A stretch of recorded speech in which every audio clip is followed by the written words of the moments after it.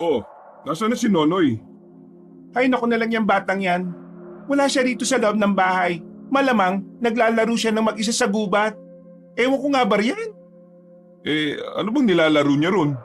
Napakaraming bata rito sa ating baryo na pwede niyang makalaro ah. Ewan ko ba riyan? Pagsabihan mo na lang kapag nakauwi na. Parang hindi nakikinig sa akin eh. O siya, sige. Ako nang bahala. Ay siya nga pala, alis muna ako ha. Tutungo ako sa bukid dahil naiwan ko ron yung ating asarol. Babalik din naman ako kagad. O sige Dindo, magsombrero ka. Sobrang init ng panahon ngayon eh. Baka kumapano ka. O sige. Saka subukan ko na rin palang daanan sa gubat yung anak mo. Ay mas maigi pa nga. Pauwi mo na nga siya. Baka maengkanto pa yun sa gubat eh. Yan nga ang pinangangambahan ko eh. Hindi natin alam kung ano-ano mga nilalang na nakatira sa gubat. Kaya nga. O basta, pauwi mo na siya. Kapag magmatigas yun, papaluin ko siya ng patpat na kawayan, sabihin mo yun sa kanya. Bahagyang napatawa si Mang Dindo sa sinabi ng kanyang asawa. Minabuti na lang niyang magpaalam kay Aling Marites. Noong naglalakad na ito patungo sa gubat, sa hindi inaasahan ni Mang Dindo ay nakaramdam siya ng kakaiba. Kinabahan siya nang hindi niya alam ang rason. Mas maigi siguro kung uunahin kong puntahan yung anak namin sa loob ng gubat. Ano bang meron sa gubat na yun at parang nawiwili na siya doon? Binilisan niya ang kanyang paglalakad hanggang sa tuluyan siyang makarating sa gubat. Nang naroon na siya, sinalubong siya ng kakaibang samyo ng hangin. Hindi niya maunawaan kung ano ang ibig sabihin nun. Kaya sinuyod niya ang gubat para hanapin si Nonoy. Nonoy! Nonoy! Nasaan ka na? Umuwi ka na, tinahanap ka ng nanay mo! Nonoy! Nasa kalagitnaan siya ng kanyang pagsuyod sa gubat nang makarinig siya ng mga hagikhik. Nagkaroon siya ng hinala na si Nonoy yun. Kaya inalam niya kung saan banda ang pinagmumula ng naturang ingay. Makalipas ang ilang sandali, nagulat siya nang makitang nakalambitin sa isang mataas na puno ang kanyang anak. Diyos ko, Nonoy! Ano ginagawa mo riyan? Ay! Bumaba ka! Baka kung mapano ka riyan eh! Tay, nandito pala kayo. Sandali lang po, naglalaro kasi kami. Kami? Wala ka namang kasama dyan ah! Meron po. Sa katunayan nga po, kasama ko sila ngayon rito eh. Anong pinagsasabi mo riyan? Bumaba ka na! Umuwi na tayo! Nako, lagot ka talaga sa nanay mo! Sige po, bababa na po ako. Sige na! Dumiretso ka na rin sa bahay natin ha! Ipinapatawag ka ng nanay mo at baka may uutos sa'yo. Habang bumababa si Nonoy, pinakiramdaman ni Mang Dindo ang paligid. Sinipat niya ang puno kung saan umakyat ang kanyang anak. Ngunit wala naman siyang nakitang kasama nito. Nung nakababa na si Nonoy, sigurado ka bang may kasama ka anak? Opo, sila pa nga po yung tumulong sa akin para makakit ng ganong kataas eh. Sigurado ka ba? Wala naman ako nakikita. Sigurado po ko, dalawa sila. Nakikipagkaibigan sa akin dito sa gubat. Ay Diyos ko. Ay naku, ikaw talagang bata ka oh. Huwag ka nang pumunta rito ha. Baka mapano ka dahil sa ginagawa mong yan eh. Wala naman po silang ginagawang masama sa akin ha. Sa ngayon, wala. Malay mo sa susunod, may masama na pala silang balak laban sa'yo. O sige na anak, huwag ka nang bumalik sa gubat na to ha. Muwi ka na. Opo itay. Mabuti naman at naiintindihan mo ako. Sinundan na lang ni Mang Dindo ng tingin si Nonoy nang magsimula na itong tumakbo pa uwi. Nang makalayo na ang bata, ilang beses pang nagpalinga-linga si Mang Dindo upang hanapin ang sinasabi ng kanyang anak na mga kaibigan nito. Wala naman ah. Yung talagang Nonoy na to, oh. Ang hilig gumawa ng kwento. Pero teka, hindi kaya engkanto yung nakasalamuha niya? Dulot ng kanyang pangamba, nagpasya na lang si Mang Dindo na tumungo sa kanyang bukid upang kunin ang kanyang asarol. Nang tuluyan na siyang makalabas sa gubat, mas lalo niyang binilisan ang kanyang paglalakad. Nasa kalagitnaan na siya ng pagbaybay ng daanan patungo sa sinasaka niyang bukid nang makaamoy siya ng mabangong samyo. Ano ba yun? Parang nabubulok na laman. Sinuyod niya ang kanyang dinaraanan hanggang sa matigilan siya nang makita niyang napakaraming langaw sa unahan. Napatakip siya ng kanyang ilong. dahil sa umaalingasaw na amoy noon. Walang yan naman oh. Kaninong kambing to? Bakit wakwak ang tiyan niya? At wala nang laman loob. Diyos ko, maging yung dugo oh. Parang sinipsip hanggang sa matuyot. Habang nakamasid sa patay na katawan ng kambing, iniisip niya kung sino ang may-ari ng kambing na yon at kung sino ang gumawa nito. Baka may nagdala lang yan dito. Mukhang hindi naman pagmamay-ari ng mga kanayong ko yan eh. Ay nako, pabayaan ko na nga lang. Patay na yan. Wala na rin ako magagawa dyan. Minabuti niyang ipagpatuloy ang kanyang paglalakad hanggang sa makarating na siya sa kanilang bukirin. Hinanap niya roon ang kanyang asarol, subalit napakunot noon na lamang siya nang hindi niya ito matagpuan. Dahil dito, nagpasya na lang siyang asikasuhin na lang ang kanyang alagang kalabaw. Dinala niya ito sa ilog upang paliguan at nang matapos na'y inuwi na lang niya din ito sa kanilang bahay. Noong naroroon na siya, naabutan niya si Aling Marites na pinapagalitan si Nonoy. Ilang beses na kitang pinagsabihan, huwag kang pumunta sa gubat, diba? Delikado roon. Maliban sa mga mababangis na hayop may mga engkanto pang posibleng nakatira roon. Pasensya na po kayo, Nay. Hindi na po ako maglalaro roon. Hindi na ako makikipagkaibigan sa mga kaibigan ko roon. Kaibigan? Paano ka naman nagkaroon ng kaibigan doon? Walang nakatira roon. Bakit nakakalaro ko po sila? Ay nako, Diyos ko naman. Huwag mo nga akong tinatakot. Basta, magmula sa araw na ito, huwag ka na maglalaro sa gubat, ha? Maraming mga bata rito na pwede mong maging kalaro. Opo, Nay. Hindi na ako tutungo sa gubat. Makikipaglaro na rin ako sa mga bata rito sa atin. Minabuti na lang ni Dindo na itali ang kanyang kalabaw sa pinakamalapit na puno sa kanilang bahay. Nang medyo kumalma na si Aling Marites, nagpa siya nang pumasok si Mang Dindo. Naabutan niyang umiiyak si Nonoy, kaya pinaalalahanan niya ito para sa kabutihan din niya ang kung anumang sinabi ng kanyang ina. Huwag ka na magtampo sa amin. Kung madalas pinagsasabihan ka lang naman namin Para rin naman ito sa iyo. Kaya nga, hindi naman kami magagalit kung alam namin na mabuti ang patutunguhan ng ginagawa mo, Nanay. Patawad po. Pangako, hindi na ako makikipaglaro sa kung sino mang naroon sa gubat. Hindi ko na sila papansinin. Tutulong na lang po siguro ako kay Tati sa bukid. Mas mabuti pa nga yan. Para naman hindi ako madaling mabagot sa bukid. Nakakanto kasi kapag walang kasama at walang nakakausap. Ikaw naman kasi, ilang beses na kitang pinagsabihan na tutulong ako sa'yo. Pero ayaw mo. Mas gusto mo pang manatili ako rito sa bahay Kasi naman, mas gusto kong nandirito ka lang at nag-aalaga sa anak natin. Hindi na baling naiinitan ako sa labas. Basta naalagaan mo lang ng tama si Nonoy. Oo na, ikaw na masusunod. Basta, palagi kang mag-iingat at huwag mo kakalimutang uminom ng tubig parate para hindi ka na-dehydrate. Sinusunod ko naman yung mga bilin mo Huwag ka mag-alala. Iingatan ko ang sarili ko para sa'yo. Dahil malapit ng mag-alas 4 ng hapon, nagpa siya si Aling Marites na maglaga na muna ng saging para may makain sila. Nanatili naman si Nonoy at Mang Dindo sa labas ng kanilang bahay at nagpatuloy sa kanilang pagkukwentuhan. Alam niyo po ba, Tay, kanina may nakita kong patay na kambing. Wakwak yung tiyan niya at wala na yung mga laman loob. Oo, nakita ko rin yun. Ano kaya may gawa nun, no? Hindi ko rin po alam Nakakatakot po yung itsunan ng kambing. Siguro, isang mabangis na hayop ang may gawa nun. Teka, hindi kaya aswang may gawa nun? Baka may nakarating ng aswang dito sa atin O baka naman taga-kabilang baryo lang at itinapon dito yung kambing na wala ng buhay para hindi siya madaling mahuli. Aswang po? Ano po yun? Anak, sila yung mga nilalang na merong sumpa. Mga tao din sila kapag umaga.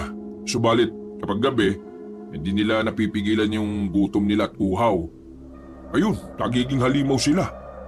Kung ganun, baka yun nga po yung pumatay sa kambing na yun. Teka po, hindi po ba delikado sa tao yun? Delikado. Mapanganib ang mga nilalang na yun. Lalo na kapag sa babaeng buntis. Hindi nila nagagawang kontrolin yung kanilang sarili. Naku, nakakatakot naman po pala. Sana naman hindi natin siya makasagupa. Sana nga, Nonoy. Ang mahirap pa ron, baka nakakasalumuhan na pala natin dito sa baryo yung aswang. Kaya ikaw ha, huwag kang basta-basta sumasama sa kahit na kanino lang. Mahirap na. Opo, Tay.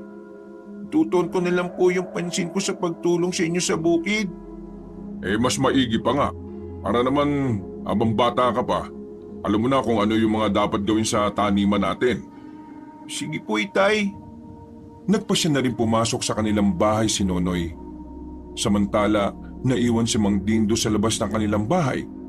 Hindi niya maiwasan ang kutuban ng hindi maganda. Lalo pa at malakas ang hinala niya na may aswang na umaaligid sa kanilang baryo. Baka dumating pa yung araw na baka mismong yung kalabaw ko na yung nakawin at matatagpuan ko na lang na wala na itong buhay. Napabuntong hininga na lang siya habang nakatitig sa malayo. Naibaling na lang niya ang kanyang pansin sa tapat ng pintuan na makarinig siya ng mga yabag na papalapit. Luto na nilaga akong saging. Eto, sandali at kukuha lang ako ng ginamos para may sausawan tayo. Akin na, Marites. Tawagin mo na rin si Nonoy. Pumasok kasi siya sa loob ng bahay Baka nagbihis ng damit niya. Okay, sige. Sandali lang at tatawagin ko siya. Pumasok sa kanilang bahay si Marites para kumuha ng bagoong. Pagkalabas niya, kasama na niya si Nonoy na nakabihis na ng damit. Noon din, pinagsaluhan nila ang nilagang saging. Nasa kalagitnaan na sila ng kanilang pagkain nang may matanong silang isang lalaking naglalakad. Panay ang titig sa kanila at parang kinikilati silang tatlo. Subalit, nang mawari niyang pinagmamasdan din siya, itinuon na lang niya ang kanyang buong pansin sa daanan at dumiretso na sa paglalakad. Sino kaya yung lalaking yan? Hindi ko alam. Baka dayo lang dito. O baka naman may pinuntahan lang na kamag-anak. Naku, ewan ko ba? Parang iba yung pagkakabasa ko sa pagtitig niya sa atin Parang bang may kahulugan yun. Ay, wag mo nang intindihin yan. Kumain ka na lang. Pagkatapos nito magluluto na ako ng hapunan natin. Naku, wag na. Dito pa lang busog na kami. Hindi ba, anak? Opo, Nay. Kahit wag na kayong magsaing, kontento na kami dito. Ang sarap nga Ay nako, kayo ang bahala. O paano? Ito na lang yung magsisilbi nating hapunan, ha? Oo, sige, Marites. Para naman makapagpahinga tayo na maaga. Maaga rin kasi akong tutungo sa bukid kinabukasan Sasama na ako sa inyo, Tay, ha? Tutulong po ako sa trabaho niyo sa bukid natin. Mas maigi nga akong ganyan, anak. Para matuto ko na sa murang edad mo. Huwag kang gumaya sa ibang bata dyan, ha? Walang inatupag kundi ang paglalaro.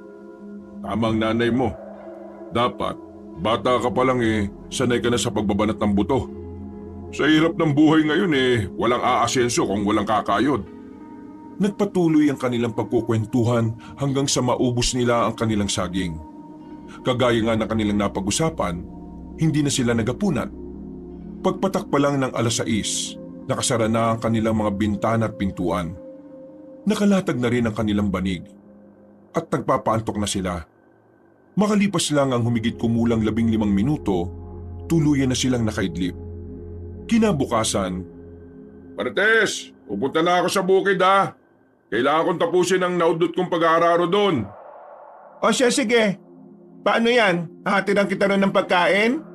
Wag na. Wag na. Ako na lang ang uuwi. Baka hindi naman nabuti ng kalahating araw yung pag-aararo ko Teka. Akala ko ba isasama sa'yo si Nanay? Oo nga pala. Nasaan na ba siya? Baka tulog pa yun siguro saka na lang. Saglit lang naman ako rin sa bukid Nasama ako sa inyo. Ayan na pala siya sige. Kumain ka na muna ng agahan, Nonoy. Ihintay na lang kita. O sige, kumain ka na rin din para may lakas ka. Nagkape ka lang kanina, di ba? Sige nga. Kakain na rin lang ako. Para kahit pasado 12:00 na kami makauwi hindi kami masyadong gugutumin. Kaya nga. O sige na. Halina kayo sa kusina at ipaghahain ko na kayo. Napatangon na lang ang mag-ama kay Aling Marites. Noon din, sumama sila sa kusina. Nang nakapaghain na siya, Kumain na rin si Mang Dindo at Nonoy. Pagkatapos nila, Alis na po tayo, Tay. "Oo anak, tayo na't nang makauwi rin tayo kaagad. Magsuot ka ng sombrero ha at baka mainkanto ka ron." Ay, kayong dalawa, magdala nga kayo ng tubig nyo at sobrang init ng panahon. Opo, sandali lang at kukuha ko ng galon na paglalagyan ng inumin natin na tubig. Nang makalis si Nonoy, sinabi ni Mang Dindo ang patungkol sa nawawala nilang asarol. Sinabi na lang ng lalaki kay Aling Marites na ipapahanap niya kay Nonoy at baka makita pa nila roon sa bukid. Nang makabalik na si Nonoy, sinabi ni Mang Dindo sa kanilang anak na hanapin nito ang asarol. Napatungo naman si Nonoy at niyaya niya ang kanyang ama na aalis. Nung nakalis na sila, Tay, totoo po ba yung mga aswang? "Oo naman anak, kaya nga kailangan natin mag-ingat. Hindi dapat natin sila inahayaan na makapaminsala sa atin." Tay, totoo ba talaga yung mga aswang? "Oo nga anak, nung bata pa kami, minsan na kami nakasagupan yan. Ano po yung itsura nila? May itim yung mga balat nila at puno ng balahibo yung kanilang katawan. Malangis din yun. Tapos, nagbabaga ang kanilang mga mata at may mahaba silang kukot dila." Naku, nakakatakot pala. Sana wala nang ganyan sa ngayon dito sa atin. Sana nga Nonoy, mahirap na. Hindi lamang mga hayop ang mga anganib kundi pati tayo mga tao malalagay sa peligro. Teka po. Kung gano'n ang nangyari sa kambing na nakita natin, baka may aswang na rin dito sa atin. Sino naman kaya ang aswang dito sa atin? Hindi ko alam anak. Napakahirap ang magbintang ng wala kang solidong patunay. Baka mamaya magkagulo pa't mapahiya tayo. Sa bagay. Pero sana, hindi aswang yung may gawa nun, no? Sana mabangis na hayop lang talaga. Sana nga Nonoy. Siya nga pala, kapag nakarating na tayo sa bukid, pwede bang hanapin mo yung nawawala nating asarol? Sige po, Tay. Yan kaagad ng gagawin ko. Dahil sa kanilang pagkukwentuhan, hindi na nila namalaya na nakarating na sila sa bukid. Nagpahinga lang sila ng ilang minuto at pagkatapos, nagpasya na silang magsimula sa kanilang trabaho. "Anak, subukan mo munang hanapin yung asarol natin. Baka narito lang sa paligid at nakalimutan ko lang kung saan ko nailagay." Sige po, Tay. Hanapin ko po yun. Basta kapag hindi mo nahanap, bumalik ka na lang kaagad dito ha. At magbunot ka na lang muna ng mga damo sa gilid ng mga pilapil. Gabal ang mga yan sa paglaki ng mga pananim natin Opo, Tay. Sige po, hanapin ko muna yung asarol. Umalis si Nonoy para hagilapin kung saan naiwan ng kanilang ama ang asarol. Sinuyod niya ang kanilang bukirin mula sa kanilang kubo patungo sa pinakadulong bahagi nito. Noong naroroon na siya sa dulo ng kanilang bukid, iginala niya ang kanyang paningin. Nagkaroon siya ng kutob na naroroon ng kaniyang hinahanap. Saan kaya yung asarol na yun? Ay, teka. Subukan ko nga sa banda ron. Biglang natigilan si Nonoy sa kanyang paglalakad. May nakita kasi siyang isang lalaki na gumagawa ng bakod malapit sa kanilang sinasakang bukid. Ha? Sino kaya yung lalaking yun? Teka, mukhang asarol namin yung malapit sa kanya. Tanungin ko nga siya tungkol dun. Minabuti ni Nonoy na lapitan ng mamang abala sa kanyang ginagawa. Nang medyo malapit na siya rito, tinawag niya ang pansin nito. Magandang umaga po. Bago lang po kayo rito? Agad na napalingon ng lalaki kay Nonoy. Pagkakita nito sa bata, agad na napakunot ang noo nito. Animoy iritable ito nang makita ang bata. Sino ka? At anong ginagawa mo rito? Ako po pala si Nonoy. Nakita ko po kasi kayo nagbabako dito at nakita ko din yung asarol namin. Yan po Aba, pumunta ka lang dito para angkinin ang asarol ko. Lang batang to Di mo ba ako kilala? Ako si Diosdado. Talaga naman pong sa amin yan Sandali po, titingnan ko. Makikilala ko po yan. Wag! Akin ang asarol na yan. Bakit mo agawin? Alam mo naman ginagamit ko yan Teka, nasan ba mga magulang mo? Bakit hindi kanila tinuturuan ng magandang asal? Ako pa po talaga ang walang asal.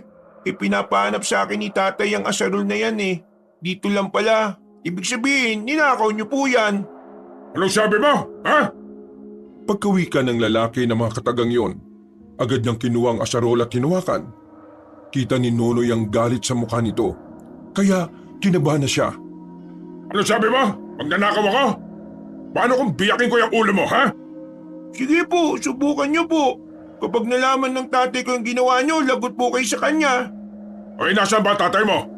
Dali mo siya rito at ang malaman niya kung anong ugali mo. Magdidisturbo ka sa akin tapos magbibintangan mo ako? Lagot kayo sa tatay ko, susumbo ko kayo. Eh di magsumbong ka. Kahit na 10 tatay padalin mo rito, wala akong pakialam. Hindi ako natatakot. Magkahalong galit at takot ang naramdaman ni Nonoy dahil sa naging pagbabanta sa kanya ng lalaki. Napatakbo siya palayo upang isumbong ito kay Mang Dindo. Nang makabalik siya, naabutan niyang abala sa pag-aararo ang kanyang ama. Ngunit nang mawari nitong may kung anong nais na sabihin si Nonoy, tumigil ito sa kanyang ginagawa. Oh, nakita mo ba yung asarol natin? Opo, nakita ko po pero Oh, pero ano? awak po ng isang lalaki doon eh. Diosdado daw yung pangalan niya. Nilapitan ko, kinausap ko. Pero binantaan niya po ako. Sa kanya raw yung asarol na yun eh. Ha? Pero sigurado ka bang sa atin talaga yung asarol? Opo, sigurado po ko, tay. Eh kung ganun tayo na. Kailangan mabawi natin yung asarol natin. Dadaling ko yung ita ko, sandali. Sige po, tay. Kukunin ko po. Nang makuha na ni Nonoy ang itak, nagmamadali sila patungo sa kinaroroonan ng lalaking nagbabakod. Subalit, nang makarating na sila sa bandang dulo ng kanilang bukirin, hindi na nila ito naabutan. Wala na roon ang lalaki, pero naroroon ang asarol. Tama ka anak, sa atin nga yung asarol na yan. Kunin mo at ang madala natin pauwi. Sige po, tay. Tingnan muna pala natin ang paligid. Teka, bakit kayo binabakuran niya yung lupain ito? Iwan ko po, baka sa kanya po yung lupay na ito. Baka naibenta sa kanya. Pabayaan mo na. Tayo na't nang matapos ko na itong pag-aararo. Uwi na tayo kagad pagkatapos nun. Napatango si Nonoy sa kanyang ama at nagsimula na silang maglakad. Pagkabalik nila sa kanilang kubo, naghintay na lang siya kay Mang Dindo hanggang sa matapos na ito sa pag-aararo. Tayo na, umuwi na tayo. Dalhin mo na rin yung asarol at baka nakawin pa ulit yan sa atin. Sige po, tay. Mandalang sa akin yung taong yun kapag nagkita kaming dalawa. Magkakaroon din ako ng pagkakataon para makatagpo siya. Humanda siya sa akin kapag nagkita kami. Noong makauwi na ang mag-ama, agad na ipinakita ni Mang Dindo kay Aling Marites ang asarol. Nagulat naman ang Ali at nagtaka siya kung saan nila ito nakuha. Hindi naman nagdalawang isip si Mang Dindo na sabihin ang patungkol sa taong nagnakaw nun. Ayop talaga yung taong yun Kung sino man siya, huwag siyang gagawa ng hindi maganda rito. Abay dayo lang siya. Ang kapal talaga ng mukha, ano? Nakuha pang magnakaw at siya pang matapang. Pasalamat nga siya at si Nonoy lang yung kanyang nakaharap Kung nagkataon, baka tinaga ko siya ng itak ko. Ay, pabayaan mo na. Hayaan na lang natin na ang Diyos na mismo ang magparusa sa kanya. Tsak na hindi siya patutulugin ang konsensya niya. Hindi. Binanta niya si Nonoy Hindi ako papayag na gaganyanin ng isang dayo yung anak natin. Ano? Nagbanta ang taong yon? Oo. Kahit tanungin mo pa yung anak natin. Nonoy, totoo bang sinabi ng ama mo? Opo, bibiyakin nga raw niya po yung ulo ko Siya na ang nagnakaw, siya pa ang matapang. Oh, di ba? Sabi ko sa iyo napakawalang hiya talaga Humanda siya bukas sa akin at magkikita rin kami. Napabuntong hininga na lamang si Aling Marites. Dahil oras ng pananghalian, nagpasya silang tatlo na kumain na lang. Habang nanananghalian, pinag-usapan nila ang patungkol sa mga plano nilang itanim sa bukid. Basta, kahit na anong itanim mo, sana marami tayong maani. Biyayaan sana tayo ng Diyos. Sana nga Marites, diyan lang tayo makakabawi. Huwag lang din sanang maging sagabal ang presensya ng bagong salta rito. Hindi kasi maganda ako tungkol sa kanya Ako rin, parang nakakapagtaka. Sumulpot lang siya dito at nagsimulang gumawa ng bakod sa katabing lupain. Huwag lamang siyang gagawa ng ikasasama natin. Hindi ako magdadalawang isip na labanan siya. Nung matapos na sila sa kanilang pag-aapunan, nagpasya na silang tatlo na magpahinga. Ngunit kahit na anong gawin ni Mang Dindo at Nonoy ay hindi sila makaidlip. Dahil himbing na rin sa pagtulog si Aling Marites, minabuti na mag-ama ang bumaba muna para magpahangin. Alam mo anak, hindi talaga maganda yung kutob ko sa taong yun eh. Ako rin po. Parang walang mabuting gagawin eh. Sipin nyo, siya na ang nagnakaw, siya pa galit. Hindi kaya may iba siyang pakay rito sa baryo natin? Ano pong ibig niyo pong sabihin? Baka may kung ano siyang masamang gagawin dito sa atin eh. Ano kaya kung alamin natin kung saan siya nakatira? Ano po ba yung binabalak niyo, Tay? Gusto kong matyagan yung taong yon. Nais kong malaman kung anong kanyang ginagawa at kung anong talagang pakay niya rito. Sige po, sasamahan ko po kayo. Kung ganon, subukan nating alamin kung saan ang bahay niya. Kunin mo yung itak ko. Sige po, sandali lang po, kukunin ko. Nagmamadaling umalis si Nonoy. Pagbalik niya, may dala na siyang 2 itak. Isinara na rin niya ng mabuti ang pintuan ng kanilang bahay. Dahil isang gabi na lang ay kabilugan na ng buwan. Hindi na sila nagdala pa ng sulo. Kailangan mag-ingat tayo. Hindi natin alam kung ano ang ating madadatnan doon. Kaya nga po, natatakot nga po ako eh, pero dahil kasama ko kayo, alam kong walang mangyayari sa atin. Huwag ka mag-alala. Hindi rin tayo magtatagal doon. Hindi kita pababayaan. Wala kang dapat na ikatakot. Opo, Tay, salamat po. Nagsimula silang maglakad patungo sa dulong bahagi ng kanilang bukirin. Nang naroroon na sila, sinuyod nila ang buong paligid. Ilang sandali pa, may naaninag siyang isang kubo roon na merong malamlam na gasera. Alam nilang bago lang yon, kaya lumapit sila roon. Huwag kang masyadong gagawa ng ingay ha. Baka mahalata tayo. Yan ba yung bahay ng lalaking yun, Tay? Siguro yan nga. Bagong tirik lang yan dito eh. Ewan ko nga ba kung sino yung nagbigay sa kanya ng paintulot para magtayo ng bahay rito at maglagay ng bakod. Dumiretso sila sa kanilang paglalakad hanggang sa makarating sila sa tapat ng isang kubo. Nang naroon na sila, nagmatsyag sila sa paligid. Sobrang tahimik at animoy walang tao sa loob. Mukhang walang tao sa loob ah. Hindi ko alam. Silipin na lang natin. Maghanap tayo ng siwang. Sige po, mas maigi po siguro kung papasok ako sa silong at doon ako sisilip. O sige Nonoy, pero mag-iingat ka anak ha. Opo. Naganap sila ng kani-kanilang pwesto para makasilip sa loob ng bahay. Subalit pareho silang nabigo nang mapagtanto nilang walang tao sa loob. Walang ano-ano, nakarinig siya ng mga kaluskos na papalapit sa naturang kubo. Dahil dito, pareho silang nataranta. Anak, umalis ka na riyan. Dali, may taong papalapit dito. Baka siya na yan. Sige po, sandali lang po itay. Ay, naku, nasipa ko yung kaldero. Ano ba? Huwag kang gumawa ng ingay. Dulot ng kanyang pagkataranta, nasagi ni Nonoy ang isang lumang kaldero sa silong. Nakagawa siya ng ingay, kaya mas lalo silang nabahala. Saktong pagkalabas niya sa silong, nakalapit din ng tuluyan ng isang bulto ng tao na may kung anong hinahatak. Halika, magtago muna tayo. Baka makita niya tayo rito. Sige po, doon po. Masukal yung baging yun, Tay. Tayo na. Nagmamadili sila sa pagtatago sa masukal na bahagi. Habang nakaupo roon at nakakubli, ilang beses silang napasilip para alamin kung ano ang naroroon. Ano kaya yung hinahatak ng taong yun? Hindi kaya aayop yun, Tay. Lapitan ko kaya para malaman po natin kung ano yun. Wag! Panigurado mahuhuli ka niyan. Mahirap na.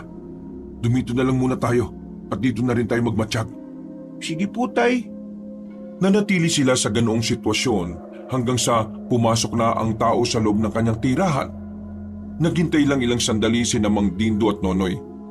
Nang hindi pa rin nakalabas ang tao, mabilis silang lumapit doon para alamin kung ano ang dinala ng dayo roon.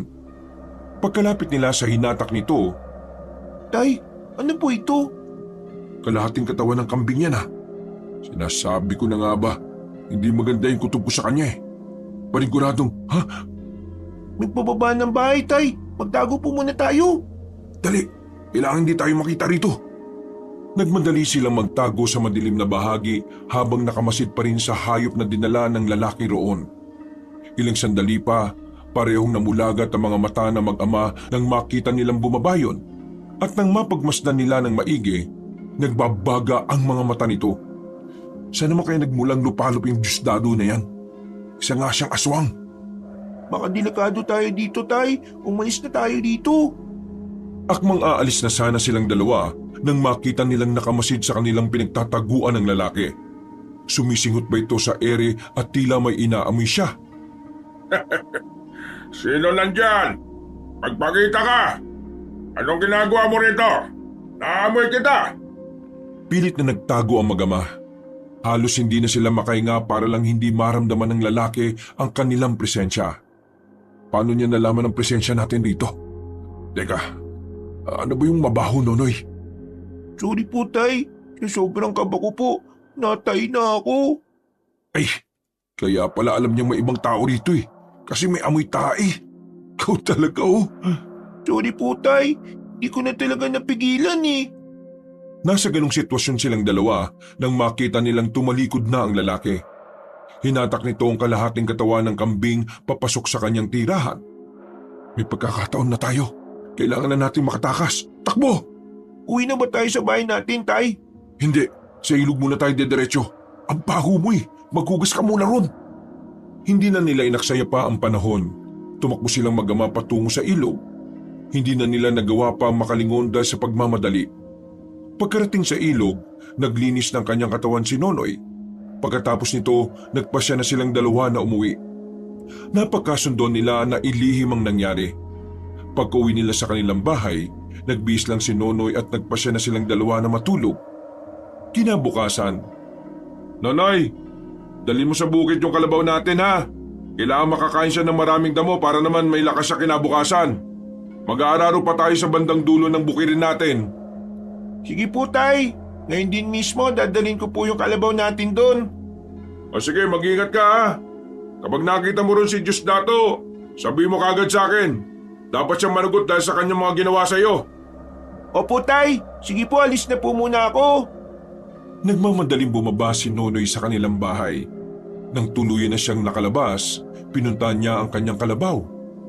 Halos hindi siya makapaniwala nang mapagtanto niyang naroroon pa ang tali ng kanilang alaga. Ngunit wala na ito roon. Nilapitan niya ang puno at nakita niya ang iilang bahid ng dugo roon at maging sa lupa. Itay! Nay! Yung kalabaw po natin, nawawala! Anong sabi mo? Sandali, bababa ko riyan! Nagmadaling bumaba si Mang Dindo. Sumunod na rin sa kanya si Aling Marites. Pareho silang nanlumo nang mawari nilang nawawala ang kanilang alaga. Hanapin po natin, baka nandito lang siya sa paligid. Sige, ikaw Nonoy, doon ka.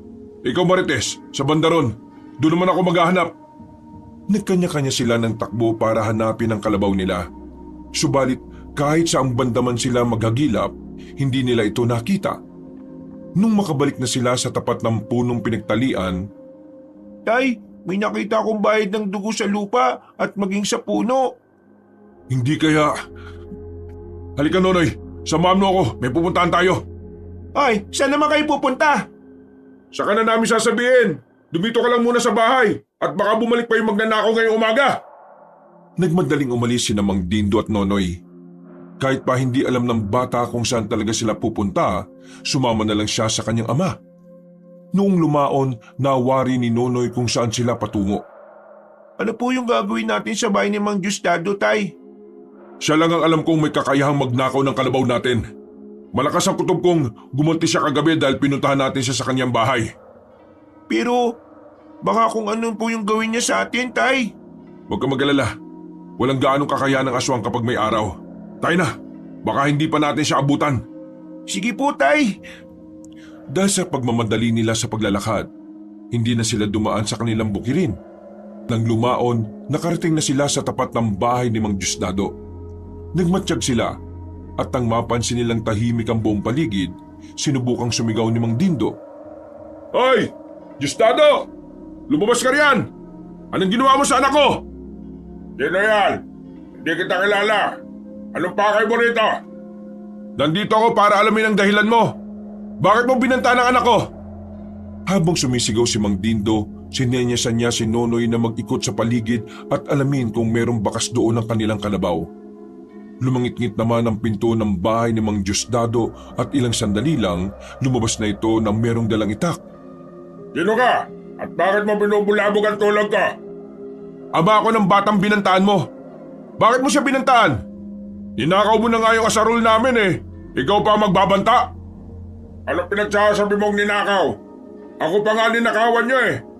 Huwag mong sabihin ikaw yung nagnakaw nun at binabaliktad mo lang ang sitwasyon. Ako pa talaga mang babaliktad ha. Sa oras na ulitin mo pa yung ginawa mo kay Nonoy, malalaman natin kung hanggang saan niyang kaya mo. Ako ba talaga hinamon mo? Handa ko kahit sa anong oras. Huwag ka lamang susugod dito ulit at may kalalagyan ka sa akin.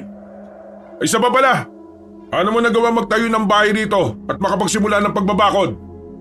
Ibinigay ng may-ari ang lupain ito sa akin. Bakit? Kayagal ka? Hindi na nakasagot si Mang Dindo. Nakabalik na si Nonoy at pabulong itong nagwika na wala siyang mahanap na palatandaan na naroroon ng kanilang kalabaw. Nang ibaling nila ang kanilang pansin, nakita nila ang isang tumpok ng dayami. Napansin naman ni Mang Diosdado na nakatitig ang mag-ama roon. Umalis na kayo! Alis! Ang distorbo! Ninaisa ng puntahan ni Nonoy ang tumpok ng dayami. Subalit pinigilan siya ng kanyang ama. Sinabi nitong magtatanong-tanong muna sila sa kanilang kababaryo at baka sakaling may makuha silang impormasyon. Bakit niyo po ko pinigilan, Tay?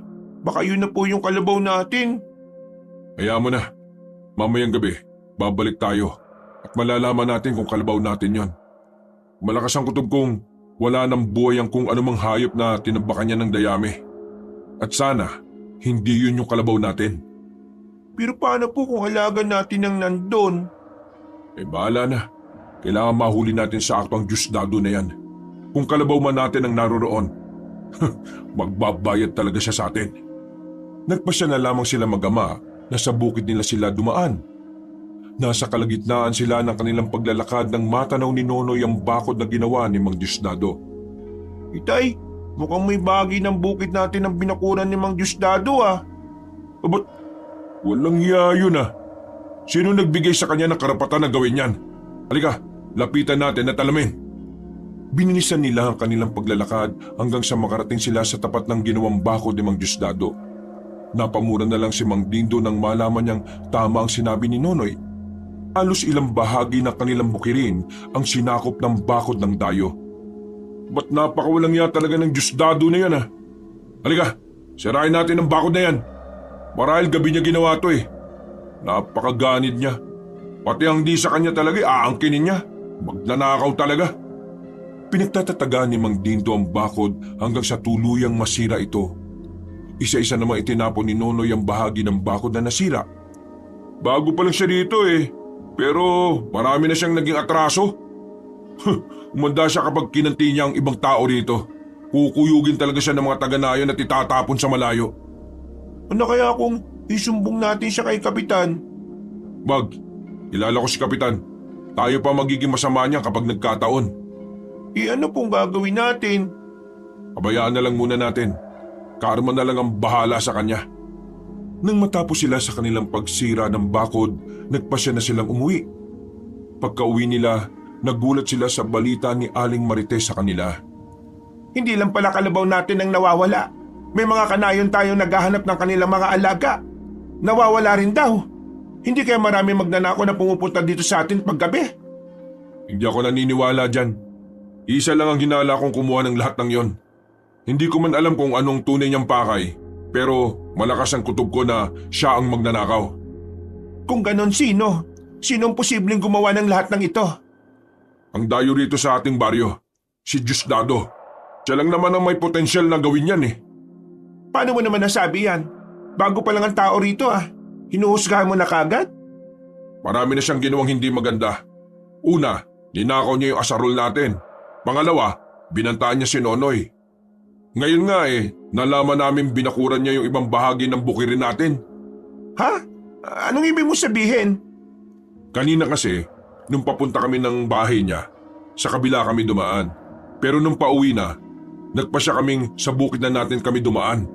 At nakita naming umabot hanggang sa lupa natin yung bakod niya. Abay, napakawalang hiyaan naman niya. Ganun pa man wala tayong matibay na ebidensya. Baka tayo pa mabaliktad niyan kapag nagbintang tayo. Mamayang gabi, kabilugan na ng buwan. Aalamin ko kung ano talaga ang sikreto ng Diosdado na yan. Ano bang ibig mo sabihin ha? May hinala kasi akong aswang siya eh. May katibayan na ako, pero hindi pa yung sapat. Mamaya, malalaman ko kung ano yung totoo. Eh wag mo nang ituloy kung ano man ang binabalak mo din to. Mapapahama ka lang yan eh. Walang masamang mangyayari sa akin. Magmamatsyag lang naman ako sa paligid eh. Saka babalik din ako kagad dito sa bahay. Ay nako, ikaw na ang bahala. Pero kinakailangan mo mag-ingat ha. Baka mahuli ka niyan at ano pang gawin sa'yo. Hindi. Hindi ako natatakot sa kanya. Handa ako makipagpatayan para lang mapangalagaan kung anumang akin. Binalak na niyang agawin ng bahagi ng ating lupain eh. Huwag lang magkataon na siya rin ang nagnakaw ng kalabaw natin na may ewan ko na lang talaga. Matapos sa kanilang pag-uusap, nagpaalam si Mang Diosdado sa kanyang asawa na hahasain na muna niya ang kanyang itak. Sinabihan na rin niya si Nonoy na dalhin ang iba pa nilang mga itak. At nang meron siyang pagpilian, habang naghahasa ng mga itak, nakatayo lang si Nonoy sa tabi ng kanyang ama. Sasamahan ko po kayo mamayang gabi, Tay. Ay, wag na anak. Kaya ko ng sarili ko. Hindi naman ako magtatagal dun eh. Pero baka kung mapano po kayo. Dumito ko na lang sa bahay natin at bantayan mo ang nanay mo. Pero baka kung... Huwag ka nang magdahilan. Basta, dito ka lang at samahan mo ang nanay mo. Napatango na lang si Dindo sa kanyang ama. Kahit na yun na ang sinabi ng kanyang tatay, hindi pa rin mawala sa kanyang sarili ang pagnanais na samahan ito. Pagkatapos sa kanilang ginawa, nagpasya silang hanapin ulit ang kanilang kalabaw. Subalit hanggang sa tuluyang dumating ang hapon, hindi pa rin nila ito mahanap. Kinagabihan, "Paano, alis muna ako? Pupunta ako sa bahay ng Diosdado na yon at alamin kung tama yung hinala ko." Mag-iingat ka ha. Bumalik ka kaagad. Ikaw, Nonoy, dito ka lang ha. Samahan mong nanay mo. Opo, Tay. Huwag ka nang sumama ron. Masyado ka pang bata para sa kung anumang gulong yon. Sige po, Nay. Natatakot din naman po kung makita ulit si Mang Diosdado eh. Pagkawika ni Mang Dindo, agad itong bumaba. Dala niya ang kanyang itak. Sinundan na lang siya ng tingin ni Nonoy at Aling Marites. Napabuntong hininga na lang ang Ali at napatitig kay Nonoy. Sana walang masamang mangyari sa iyong ama. Ipagdasal na lang natin siya para protektado siya ng sa itaas. Opo, Nay. Alam ko naman na kaya niyang sarili niya eh. Hindi siya mahuhuli ni Mang Diosdado. Sana nga, Nonoy. Sana nga'y gabayan siya ng Panginoon natin. Matapos ang kanilang usapan, saglit na nagpaalam si Nonoy sa kanyang ina para magbawas. Napasapo na rin siya sa kanyang tiyan, kaya napatango na lang si Aling Marites sa kanya. Dahil nasa labas ang kanilang banyo, nagmadali siyang lumabas sa kanilang bahay. Kailangan ko masundan si tatay. Baka kung ano yung mangyari sa kanya. Wala akong pakialam kung masyado pa akong bata. Bago dumiretso ng lakad, napalingon pa siya sa kanilang bahay. Nung masiguro niyang hindi nakamasid sa kanya si Aling Marites, nagmadali siyang umalis. Wala siyang naging pakialam kung wala man siyang dalang kahit na anong panlaban. Ang tanging nais niya ay mahabol ang kanyang ama at masama nito sa kung anuman nais niyang gawin. Kalaunan, may nakita siyang gumagalaw sa hindi kalayuan. Mukhang si tatay yun ah. Dahil kawangis ng kanyang ama ang nakikita niya, mas lalo niyang binilisan ng kanyang paglalakad hanggang sa... Tay, hintayin niyo ako. Sasama po ako sa inyo. Tatakbo na sana siya para mas malapitan ng kanyang sinusundan nang biglang tumigil ang taong nasa unahan niya. Agad itong napalingon sa kanya na naging rason para matigilan si Nonoy.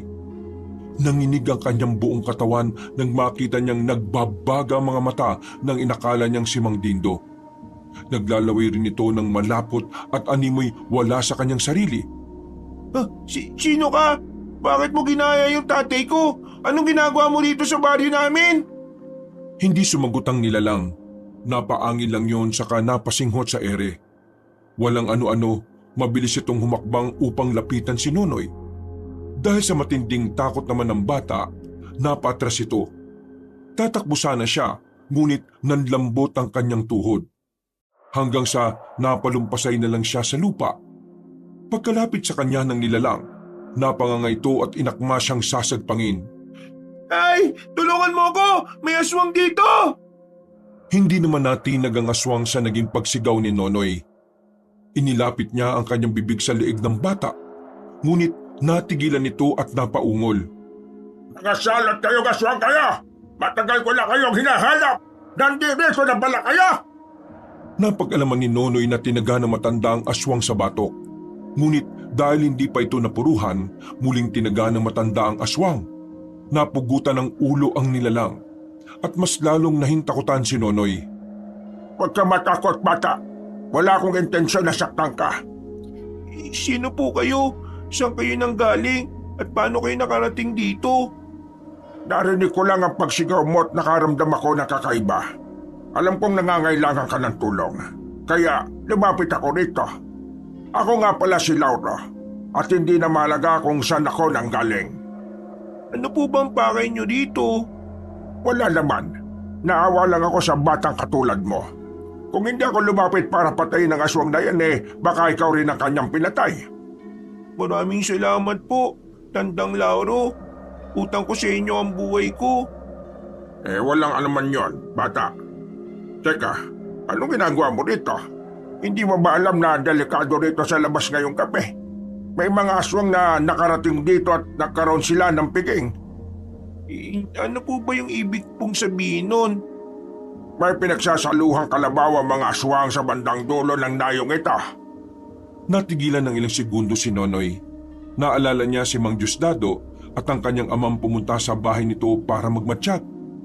Kinutuban siya ng hindi maganda, kaya nagpaalam siya kay Tandang Lauro. Tandang Lauro, mauuna na po ko. Kailangan ko mapuntahan si tatay. Baka ako mapano na siya eh. Kapay, napakalakas naman ng loob mo, bata. Bago ka umalis hayaan mong bigyan kita ng proteksyon laban sa mga aswang na yan. Proteksyon po? Eto, tanggapin mo itong 2 trespi ko. Ibigay mo ang isa sa iyong ama at suotin mo rin ang isa para walang mangyaring masama sa inyo. Maraming salamat po, Tandang Lauro. Maraming salamat po talaga. Ay sige na, baka kung ano pa mangyari sa ama mo. Sa iyo na rin itong itak ko. Kargado na yan ng dasal at pamuksayan sa mga masasamang elemento. Maraming salamat po. Noon din, nagpaalam si Nonoy na umalis na. Napatango naman sa kanya ang matanda at nanatiling nakatayo doon. Nang makailang hakbang na ang bata, nilingon niya ang matanda. Namulagat na lang ang kanyang mga mata at lumakas ang kabog ng kanyang puso nang makita niyang kinain ng liwanag si Tandang Lauro. Ano kaya nangyari kay Tandang Lauro? Ano ba siya? At bigla na lang siyang dumating at bigla na ring nawala. Magkahalong pangingilabot at pagkamangha ang kanyang naramdaman. Isa lang ang naging sigurado ni Nonoy, hindi pangkaraniwang tao si Tandang Lauro. Isinuot niya ang isang trespiko at tinawakan ng maigi ang isa pa. Ilang sandali lang nakaramdam siya ng kakaibang enerhiyang bumabalot sa kanyang katawan. Pakiramdam niya'y naging ibang tao na siya, kaya nawala ang kanyang takot. Kailangan kong makita si tatay. Baka kung napano na siya. Mabigay ko sana kaagad sa kanya itong trespikong medalyon na bigay ni Tandang Lauro. Dahil maliwanag ang buwan, hindi nahirapan si Nonoy na baybayin ang daan patungo sa bahay ni Mang Diosdado. Nang malapit na siya roon, nagtaka siya kung bakit may ingay siyang naririnig. Sinipat niya ang paligid hanggang sa matanaw niya ang kanyang ama. Payuko siyang lumapit dito upang walang ibang makakita sa kanya. Tay, marami po ba talagang aswang dito? Oh, Nonoy, bakit ka nandito? Pinagsabihan na kita. Nag-aalala po kasi ako eh. Baka kung ano na po mangyari sa inyo. Ang nanay mo, hindi ka ba nag-aalala? Mag-isa lang siya sa bahay natin. Huwag na po kayong magalit. Ito, suotin niyo po ito. Ano ba to? Saan ang galing to? Binigay po yan ng matandang tumulong sa akin. Suotin daw natin bilang proteksyon. Sinong matanda? Bakit? Ano bang nangyari sa'yo?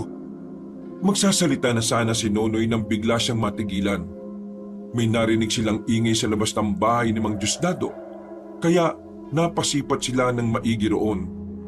Nakita nilang may kung ano silang pinagsasaluhan, kaya naisipan nilang alamin kung ano yon. Teka po, ang tumpok ng dayaming nakita natin, nawala na. Nalinti ka na. Malamang hayop talaga ang tinakpan yun. Tayo na, mas lapitan pa natin ang bahay ng Diosdado na yan. Ito po, suotin niyo muna po ito nang may proteksyon po kayo kahit na papano. Isinot naman ni Mang Dindo ang 3 pikong ibinigay sa kanya ni Nonoy. Inihanda na lang din nila ang kanilang itak at marahang pumwesto sa bahagi kung saan makikita nila ang mga naroroon. Nang tuluyan na silang nakalapit doon, nagulat sila nang mapagtanto nilang hindi mga normal na tao ang nasa piging na yon. Itay, parang yan po yung... Kalabaw natin! Kalabaw natin yung pinagsasaluhan nila! Walang iya! Ilang taon nating inilagaan tapos gaganyanin lang nila. Magbabayad sila! Ano pong gagawin natin, Tay? Baka po kapag kukumprontahin natin sila, malalagay tayo sa panganib. Hindi. Magmamatsyag lang muna tayo rito. Kabilugan ng buwan ngayon. Malalakas sa mga aswang na yan. Kailangan maghintay tayo ng panahon para makaganti. Matibay na ang ebidensya natin. Habang pinagmamasdan nila sina Diosdado, nanginginig sila sa galit. Dahil sa kanilang nasaksihan, mas napatunayan nilang aswang ang dayo at maging ang mga kasamahan nito. Nakakatakot ang mga mukha nila. Ganyan din yung itsura ng mga nilalang na sumugod sa akin kanina eh. Ano? Ang ibig mo sabihin? Wala nang nagawa si Nonoy kung hindi ang sabihin ng patungkol sa naging karanasan niya at kung paano siya tinulungan ng matanda. Napagtanto nilang dalawa na marahil papunta na rin sa bahay nila si Mang Diosdado. Sapat na sa akin ang nalaman natin kung anong totoo. Manghingi tayo ng tulong sa mga tao at nang maitaboy na sa baryong itong Diosdado na yan. Simula pa lang, sila palang rason kung bakit may mga hayop na nawawala sa baryo natin. Pero delikado po tayong lahat dito. Kung nagawa nila yan sa mga hayop, baka sa susunod, iisa-isay na niya ang mga tao dito. Sa ngayon, kahit pa na masakit sa akin na mawala ang alagang kalabaw natin, ipagpapasa Diyos ko na lang yon. Masakit nang mawalan ng alaga. Pero dihado tayo, mas marami sila at hindi natin sila kakayanin. Muli nilang sinulyapan ng mga aswang na nagsasalo-salo. Binilang pa sila ni Nonoy at halos nasa 20 silang lahat. Sabik sila sa pagkain ng karne ng patay na kalabaw. At animoy wala sila sa kanilang katinuan. Tayo na! Sige po, Tay. Nagmamadali silang maglakad hanggang sa makalayo na sila sa bahay ng dayo. Napalingon pa silang pareho at nawari nilang hanggang sa mga oras na yon nagkakasiyahan ng mga yon. Paano po kung mamayang gabi, ang mga taga dito naman ang kanilang pagdiskitaan? Hindi naman siguro. Busog na mga yun malamang. Uuwi na rin sila kung saan lupalop sila nang galing. Kapag si Diosdado na lang ang may iwan dito, doon ko siya kukomprontahin dahil sa ginawa niya. Kayo po ang bahala, Tay. Tayo na po. Baka nag-aalala na po si nanay sa atin. Lagot ka sa kanya. Pinagsabihan naman kita na huwag ka nang lumabas eh. Mas nag-aalala po ko sa inyo eh. Susugod kayo ng mag-isa sa aswang. Wala kang dapat na ipag-alala, anak. Alam ko naman kung anong gagawin ko eh. Hindi naman ako basta-basta susugod sa kanila. Lalo na't marami sila. Magiging pagkain lang ako ng mga aswang na yon. Binilisan nila ang kanilang paglalakad hanggang sa makarating sila sa kanilang bahay. Naabutan nilang nakadungaw sa bintana si Aling Marites. Pagkakita niya kay Nonoy, namulagat ang kanyang mga mata. Sinasabi ko na nga pa eh. Pumasok ang mag-ama sa kanilang bahay. Nang naroon na sila, agad na nilapitan ni Aling Marites si Nonoy at sinimulang pagalitan. Pinigilan naman siya ni Mang Dindo at sinabi kung ano ang kanilang natuklasan. Bakit hindi mo siya kinumpronta ha? Walang yang yon. Kung hindi mo siya magagawang kumprontahin, ako susugod doon. Wag na Marites. Marami sila at baka kumapahama ka lang. Kahit na, hindi mo ba naisip kung gaano kalaking naitulong sa atin ang kalabaw na yon? Kung ilang taon natin pinaghirapan pakainin yon at alagaan. Ako susugod doon. Hindi ko mapapalampas ang ginawa nilang ito. Pagkatapos niyang magsalita, inagaw niya ang itak ni Mang Dindo. Mabilis na tumakbo si Aling Marites palabas sa kanilang bahay. Hindi na nito nagawa pang makalingon sa kanyang mag-ama at dire-diretso sila sa kanyang pagtakbo. Kailangan masundan natin ang nanay mo. Pipigilan natin siya kung ano man ang balak niya. Napakadelikado ng gagawin niya. Tayo na po tayo, bilis! Kumuha pa ng isang itak si Mang Dindo. Si Nonoy naman, hawak pa rin niya ang itak na bigay sa kanya ng misteryosong matanda. Noon din, hinabol nila si Aling Marites. Pareho silang kinutuban ng hindi maganda dahil sa ginawa ng ali. Dulot ng suot niyang agimat, naging mabilis din ang pagtakbo ni Nonoy at hindi ito nakaramdam ng pagod. Kinakailangan natin mapigilan ng nanay mo. Baka kung mapano siya sa kamay ng mga aswang. Nasa kalagitnaan sila ng kanilang pagtakbo nang marinig nila ang pagsigaw ni Aling Marites. Dahil dito, mas lalo nilang binilisan ang kanilang pagtakbo hanggang sa matanaw na nila si Aling Marites. Marites! Sinabihan naman kita! Delikado ang gagawin mo! Tulong, Tito! Tulungan mo ako! Anong nangyari? Hindi! Lubayan niyo asawa ko! Mga demonyo! Nakita na mag-ama kung paanong paligiran ng mga aswang si Aling Marites. Pareho silang nabahala. Kaya napatakbo na sila upang lapitan ang mga ito. Nang halos 2 dipa na lang ang layo nila sa kinatatayuan ni Aling Marites at ng mga nilalang, ay napagtanto nilang higit sa 5 aswang ang naroroon. Dindo, anong gagawin ko? Tulungan mo ako! Huwag ka mag-alala, hindi kita pababayaan. Kayo mga aswang, lubayan niyo siya! At akong halapin niyo! Kami ang kalabanin niyo, huwag si nanay! Noon din, dumampot ng bato si Nonoy at ibinato sa isa sa mga aswang. Naggalit ito, kaya ibinaling niya ang kanyang pansin sa bata. Kapag hindi niyo lulubayan ng asawa ko, susuguri ko kayo at papatayin! Dahil sa sinabi ni Mang Dindo, humakbang ang 3 aswang upang lapitan siya. Ang 2 naman ay naiwan at napahawak sa magkabilang braso ng Ali. Dito ka lang sa likuran ko. Huwag mo nang kalabanin ng 2 aswang na yan na may hawak sa nanay mo. Akong bahala sa kanila. Baka kung mapano ka pa kapag kinalaban mo mga yan. Pero baka po kung anong gawin nila kay nanay. Huwag kayong magkakamaling saktan ng asawa ko. Hindi ako titigil hanggat hindi ko kayo napapatay. Dahil sa kanyang sinabi, napaangil ang 2 aswang.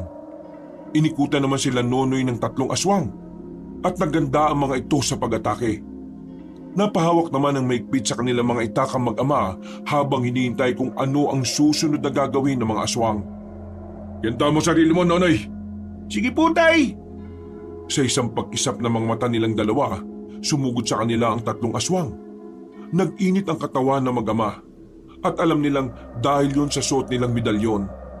Bunsod nito, hindi sila nakaramdam ng takot habang kaharap ang mga aswang. Nilabanan nila ang mga ito. At dahil sa taglay nilang bertud na nagmula sa Tres Pico, nagawa nilang ilagan ng mga pag-atake sa kanila. Sige Nonoy, huwag kang matakot sa kanila.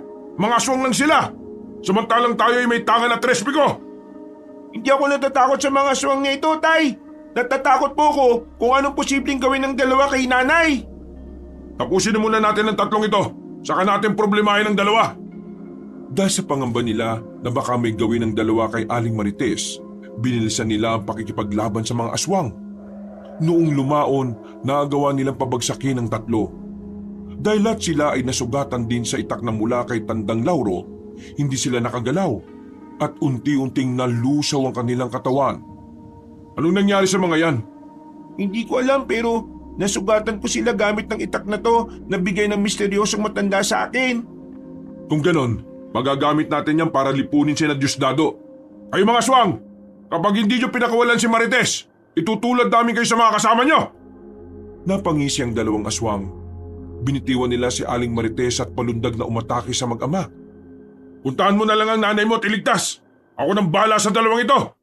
Sige po, itong itak ko gamitin niyo po nang matalo niyo po kaagad ang mga aswang na yan. Nagpalitan ng itak si Mang Dindo at Nonoy. Nang makita naman ng bata na susuguri na sana siya ng isang aswang, umilag siya at agad na tumakbo patungo sa kanyang ina. Nay, huwag na po kayo matakot. Patawad anak, sana nakinig na lang ako sa inyo. Huwag niyo na pong isipin yon, ang malagay ligtas kayo. Habang nakaantabay sa paligid, pinanood nila si Mang Dindo habang nilalabanan ng 2 aswang. Idinalangin na lang ni Aling Marites na magawang matalo ng kanyang asawa ang 2 aswang. Sana naman walang mangyari sa tatay mo. Magtiwala lang po kayo. Hawak niyang itak na nagpapalusaw sa mga aswang. At tsak na hindi magtatagal, magagawa niyang talunin ng mga yan. Kalaunan, bumagsak ang 2 aswang. Sinubukan pa nilang bumangon subalit tinaga na sila sa leeg ni Mang Dindo. Nasaksihan naman ni Aling Marites kung papaano unti-unting nalusaw ang mga nilalang na yon. Sabi ko po sa inyo kaya silang talunin ni tatay Napatakbo si Mang Dindo palapit sa kanyang mag-ina. Bago sila umalis para bumalik sa kanilang tirahan, nakiramdam na muna sila sa kanilang paligid. Nabahala sila dahil may ibang aswang na naroroon at naghihintay lang ng tamang pagkakataon upang sumugod sa kanila. Mukhang wala ng aswang sa paligid. Pwede na tayo umuwi sa atin. Pasensya ka na, Dindo. Nadala lang kasi ako ng galit ko. Salamat na rin at naabutan niyo ako. Huwag mo nang intindihin yan. Ang mahalaga, ligtas ka. Kung hindi ako nagkakamali kasama ni Diosdado ang mga aswang na yon. Pasalamat lang talaga siya at wala siya rito. Paano kung malaman niyang pinatay natin ang mga kasama niya? Baka gumanti siya sa atin. Hindi ako papayag na mangyari yan. Dadaan muna sila sa ibabaw ng aking bangkay. Ano kaya kung umalis na muna tayo dito, Dindo? Paano naman ang ating bukirin? Walang mag-aasikaso ron. Isa pa, baka tuluyang agawin yun ni Dindo. Nagawa na nga niyang bakuran ng ibang parte kahit na nandirito pa tayo Hindi bali na. Mas malaga ang buhay natin at kaligtasan, Dindo. Paano na lang kung may mangyaring masama kay Nonoy? Ako sige, o na. Pag-uwi natin, kukuha na lang tayo ng gamit natin, tsaka aalis na tayo dito. Tutungo tayo sa kabilang baryo. Salamat naman, Dindo, at pinakinggan mo ako. Mas maigi pang dun muna tayo. May mga albularyo roon na pwedeng tumulong sa atin kung sakali. Kayong dalawa lang ni Nonoy ang mananatili roon. Babalik ako rito. Kailangan kong bantayan ang bukid natin. Dahil sa kanilang pagkukwentuhan, hindi nila namalaya na nakarating na sila sa kanilang bahay. Nonoy, tulungan mo ang nanay mo ha. Magbabantay ako dito sa paligid at baka nakasundan tayo ng mga aswang. Sige po, Tay. Tinulungan nga ni Nonoy si Aling Marites para kunin ang iilang damit nila. Pagkatapos nila, bumaba na sila sa kanilang bahay. Walang yan Diosdado yan. Humanda siya kapag pinakailaman niya ulit yung bukid natin. Palalampasin ko yung ginawa niya sa kalabaw natin pero kapag inangkin niya yung lupa natin, abay papatayin ko na talaga siya. Huwag mo na munang intindihin yan. Ang mahalaga, makaalis muna tayo dito. Baka balikan tayo ng mga yon. O sige na, doon tayo dadaan sa may maraming kabahayan. Tsak na mag-aalangan ng mga aswang na sundan tayo ron. Bago sila umalis, sinigurado muna nilang walang aswang na nakaabang sa kanila. Nung makasiguro na, nagmadali silang lumisan sa kanilang bahay. Naunang maglakad si Nonoy at ang nasa hulihan naman ay si Mang Dindo. Sa kabutihang palad, nakarating sila sa kabilang baryo nang hindi nasusundan ng aswang. Nang gabing yun, nakituloy na muna sila sa bahay ng isang albularyo. Nagulat pa si Nonoy nang mawari niyang ang albularyong yun at ang matandang tumulong sa kanya ay iisa. Nonoy, siya ang lolo Lauro mo. Matalik na kaibigan siya ng iyong lolo. Hindi po ba kayo yung tumulong sa akin? At kayo rin yung nagbigay ng mga trespi ko saka itong ita ko? Naramdaman ko kasing may taong nasa panganib. Hindi ko lang talaga inaasahan na anak ka pala ni Marites at Dinda. Sa inyo po pala yung galing, Tatay Lauro. Salamat at kung hindi dahil dun baka kung napano na kami. Ay, walang ano man yan. Magkaibigan kami ng lola mo. Bago pa man siya pumanaw, ipinangako ko sa kanya na poprotektahan ko ang kadugo niya. Paano po ninyo nagawang maglaho ng ganong kabilis, Lolo Lauro? Naglaho lang ako sa paningin mo. Pero ang totoo, naging mabilis lang talaga ang aking paggalaw. Eto, dahil dito. Ipinakita na matandang albularyo ang kanyang suot na mutya. Hindi naman napigilan ni Nonoy ang mamangha roon. Nakita ko ito ng tanghaling tapat. Hindi umuulan at maaliwalas naman ang panahon. Ewan ko nga ba kung bakit biglang kumidlat malapit sa akin. Tuminapon pa nga ako noon pero nang makita ko ang maliit na batong ito na nakadikit sa bahagi kung saan tumama ang malakas na kidlat, kinuha ko na. Talagang napakatigas Kung sino man ang makakakuha niyan hindi madaling madadaig sa anumang laban. Kaya nga, pero ngayong nagkita ulit tayo, Nanay, ipagkakaloob ko sa iyo ito. Ingatan mo at gamitin sa tama. Talaga po? Oo, alam kong iingatan mo ito. Nakikita ko naman na kabutihan sa iyong puso. Kaya hindi ako nababahalang ibigay ito sa iyo. Hinubad ni Tandang Lauro ang naturang mutya at siya na rin mismo ang nagsuot sa bata nito. Nang suot na ni Nonoy ang mutya ng ngipin ng kidlat, nag-init ang kanyang buong katawan. Agad siyang nakaramdam na matinding uhaw, kaya Uminom siya ng halos 4 na basong tubig. Magpahinga na kayo. Huwag kayo mag-alala at ligtas kayo rito. Bukas mismo ng umaga, aalis ako para pumunta sa baryo ninyo. Aalamin ko kung ano ang katarantaduhang ginawa ng mga aswang doon. Maraming salamat po. Nagpahinga na silang 4. Habang nakahiga, sa hindi malamang dahilan ni Nonoy ay hindi siya makatulog. Pinakiramdaman niya ang kanyang tatay at napansin niyang hindi rin ito nakakaidlip. Tay, ano na pong gagawin natin? Ako nang bahala. Babalik ako bukas sa baryo natin. Matulog ka na at nang makapagpahinga ka na. Napatangon na lang si Nonoy. Kahit pa hindi siya dinalaw ng antok, minabuti niyang ipikit ang kanyang mga mata. Kalaunan, tuluyan na rin siyang nakatulog dahil sa pagod. Kinabukasan, maaga pa siyang nagising. Naisa na niyang sumama sa kanyang ama, subalit hindi na niya ito naabutan. Dumito ka lang, Nonoy, ha? Huwag ka nang sumunod sa tatay mo. Baka mapano ka. Hintayin na lang natin siya. Habang wala si Mang Dindo, nakipagkwentuhan na muna si Nonoy sa matandang albularyo. Marami siyang nalaman patungkol sa kanyang lolo, kaya namangha siya rito. Alam mo, Nonoy, malaki ang potensyal mong maging isang albularyo. Bakit naman po, Lolo Lauro? Busilak kasi ang iyong kalooban at alam kong nakahanda kang tumulong sa mga taong nangangailangan. Ganun po ba yun? Oo. Kaya kung darating ang araw na gusto mong matuto, handa kong tulungan ka. Maraming salamat po, Lolo Lauro. Nagpatuloy sila sa kanilang pag-uusap hanggang sa makita nilang paparating na si Mang Dindo. Pansin nila ang galit sa mukha nito. Kaya hinintay nila itong makalapit. Noong makarating na sa bahay ni Tandang Lauro si Mang Dindo, Dindo, bakit parang iba yata ang itsura mo? Ano nangyari?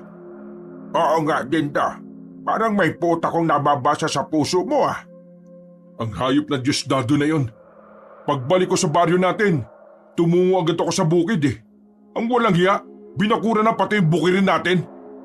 Pinaghirapan natin yun ah. Abay, napakawalang ya talaga niya. Parang kabuti lang siyang sumulpot sa baryo natin pagkatapos yan ang kanyang gagawin. Anong ginawa mo? E di sinira ko lahat ng bakod na inilagay niya ron. Kung naroon lang sana siya, baka pati siya nataga ko na eh. Dapat lang talaga siyang mataga. Gahaman siya eh. Ganit. Humanda siya sa akin. Mamayang gabi, babalikan ko siya sa kanilang bahay. Huwag, baka kumapano ka. Balikan mo na lang siya at kumprontahin kapag may araw. Ano inakala mo? Matatakot ako sa aswang na yon? Marami na siyang atraso at hindi ko palalampasin ang pang-aagaw niya sa lupa natin. Anong binabalak ko dyan, Dinda? Babalikan ko siya sa kanyang bahay mamaya. Abay, mag-iingat ka lamang. Aswang ang magiging kalaban mo at mas malakas siya kapag gabi. Wala akong pakialam kung aswang siya. Hindi ko siya atrasan kahit na anong laban. Paalala lang, Dindo. May asawa at anak ka. Kapag may masamang mangyari sa iyo, abay kawawa silang dalawa. Hindi ko naman nakakalimutan yon, Tatay Lauro. Mahal ko sila at nakatanim po yan sa puso't isipan ko. Hali nga kayo, pati ikaw, Nonoy. Bakit po? Pupudiran ko kayo at kakargahan ng kabal sa katawan para hindi kayo madaling matalo ng inyong kaaway. Maraming salamat po, Tatay Lauro. Kagaya ng sinabi ni Tandang Lauro, kinargahan niya ng dasala mag-ama. Agad namang nag-init ang katawan ni Nonoy at Mang Dindo pagkatapos silang kargahan ng orasyon ng matandang albularyo. Ayan, tapos ko na kayong poderan at kargahan ng pangkabal. Huwag lamang kayong kakain ng karne ng baboy at hihina kung anumang ikinarga ko sa inyo. Maraming salamat po, Tatay Lauro. Malaking tulong ito sa amin. Lalo pa ngayon, may problema kaming kinakaharap. Walang anuman. Mag-ingat ka lamang sa pakikipaglaban sa kanya o sa kanila. Nagturo pa si Tandang Lauro ng mga posibleng paraan para matalo ang aswang. Tinandaan naman ni Mang Dindo ang mga sinabi ng matanda at muling nagpasalamat dito. Dahil malapit ng mag-alas 12, nagpasya na silang kumain ng pananghalian. Pagkatapos nito, nagpahinga na muna si Mang Dindo. Si Nonoy naman ay nagpatuloy sa pakikipagkwentuhan sa matandang albularyo. At si Aling Marites ay inabala ang sarili sa paglilinis sa labas ng bahay ni Tandang Lauro. Kinagabihan, nung tahimik na ang paligid, nagpasya si Mang Dindo na bumangon. Aalis na po ba kayo, Tay? Sama po ako. Wag na, dumito ka lang at baka kung mapano ka pa. Sige na po, makakatulong din naman po ako sa inyo eh. Hindi po ba may binigay rin sa akin si Lolo Lauro? Ano naman ngayon? Magagamit ko po yung para labanan ng mga aswang.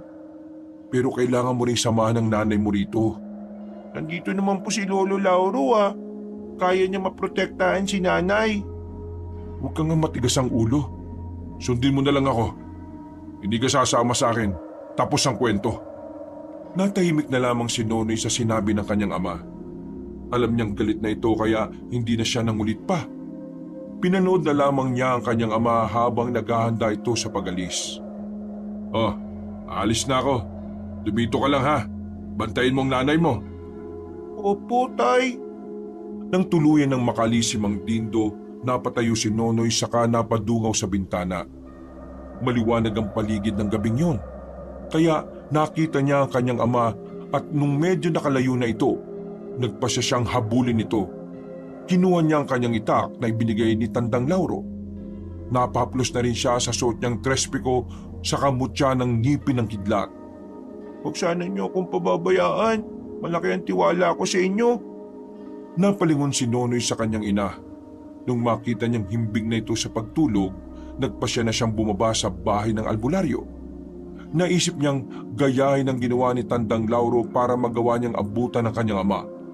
Napalik siya sa mutya ng kidlat at tiniling dito na magkaroon siya ng kakaibang liksi para maabutan niya ang kanyang ama. Matapos yun, napatakbo si Nonoy at ilang sandali lang nasa likuran na siya ng kanyang ama. Tahimik niyang sinundan ito hanggang sa matanaw na niya ang bahay ni Mang Diosdado. Mukhang marami pa rin pong naririyan ah. Tsak na mahirapan tayo. Oh, Nonoy! Hindi ba't pinagsabihan na kita? Bakit ka sumunod dito? Pasensya na po, Tay. Gusto ko lang naman pong tumulong sa inyo eh. Kagaya nyo, gusto ko rin pong magiganti dahil sa kalalapastangan ng ginawa ni Mang Diosdado. Pero masyado ka pang bata, Nonoy. Huwag po kayong mag-alala, Tay. Mag-iingat po ko. Gusto ko lang naman pong tumulong sa inyo eh. Hindi naman po ako natatakot sa kanila, Tay. Oo na. Basta, huwag kang alis sa tabi ko ha. Magdoble ingat ka ha. Opo, Tay. Sa tabi lang po ninyo ako. Nagpatuloy sila sa kanilang paglalakad hanggang sa ilang metro na lang ang layo nila sa bahay ni Mang Diosdado. Mas lalo ring nagiging malakas ang ingay na kanilang naririnig at animoy may kung anong pinagkakaguluhan ng mga ito. Sandali, tumigil muna tayo. Kailangan natin maganda. Mukhang marami sila, Nonoy. Kung nga po, Tay. Baka kung susugod agad tayo riyan, mapapahamak lang tayo. Basta huwag kang lalayo sa akin ha. Mag-ingat ka at huwag mong hahayaan ng mga aswang na makalapit ng husto sa'yo. Opo, Tay. Magpapatuloy na sana ang mag-ama nang bigla silang nakadinig ng mga ingay na papalapit sa kanilang kinaroroonan. Nandito na sila! Maganda ka, Nonoy! Dumikit ka lang sa akin ha para walang masamang mangyari sa'yo. Opo, Tay. Naririyan na nga po sila. Marami sila at nagbabaga ang mga mata nila. Hinugot nila ang kanilang mga itak sa mga kaluban nito at inihanda nila ang kanilang sarili. Napamura na lang ng malakas si Mang Dindo nang mawaring higit sa 10 aswang ang nakahandang lumusob sa kanilang pwesto. Maging alerto ka, anak! Paniguradong hindi lamang yan ang ating makakalaban! Sige po, Tay. Sa isang pagkisap ng mga mata ng mag-ama, sumugod sa kanila ang lahat ng aswang doon. Hindi naman sila natinag at nilabanan nila ang mga ito hanggang sa abot ng kanilang makakaya. Habang abala sila sa pakikipaglaban sa mga aswang na naroroon, nakarinig sila ng pagaspas ng pakpak na nagmumula sa ibabaw. Parehong napatingala si Mang Dindo at Nonoy. Tay, merong 2 aswang na nasa ibabaw. Mag-iingat ka, anak! Mukhang mas malakas sa mga yan! Kahit pa na merong banta ng 2 aswang ang umaaligid sa kanila mula sa itaas, ipinagpatuloy nila ang pakikipaglaban sa mga aswang na naroroon. Ang kada nila lang na matatama ng itak na hawak ni Nonoy, unti-unting nalulusaw ang kanilang katawan. Kapag nakita naman ni Mang Dindo na natataranta ang mga aswang doon, nilalapitan niya ang mga ito at ginigilitan sa liig. Ubusin namin kayo lahat. Magbabayad si Diosdado sa kanyang ginawa. Ninakaw na niya ang kalabaw namin at ipinakain sa inyo. Tapos nanakawin pa niya ang lupang pinaghirapan kong sakahin. Hindi maaari! Dahil sa galit ni Mang Dindo, mas naging agresibo siya. Noong lumaon, nagawa nilang paslangin ang lahat ng mga aswang na sumugod sa kanila sa lupa. Dahil patuloy pa rin ang pag-aligid ng dalawang aswang, minabuti ni Nonoy na maging alerto sa mga susunod na pangyayari. Panigurado may mga kasamaan pa si Diosdado na handang pumuprotekta sa kanya. Anak, mauna ka na ron at na makapagmatsyag. Ako na bahalang humarang sa dalawang yan. Sige po, Tay. Maghanap na lang po ako ng magandang pwesto para hindi ako madaling makita. Sige, mag-ingat ka, anak. Susunod kagad ako. Tatapusin ko lang ang dalawang ito.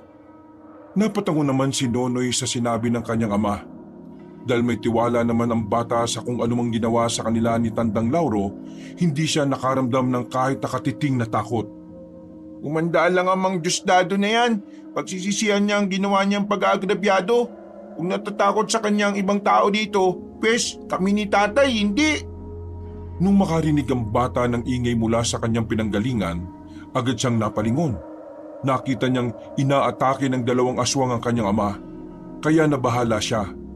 Ninais sana niyang balikan ito subalit naisip niyang kaya namang talunin ni Mang Dindo ang mga aswang. May tiwala naman ako kay tatay. Alam kong kaya niyang talunin ang mga aswang na yun.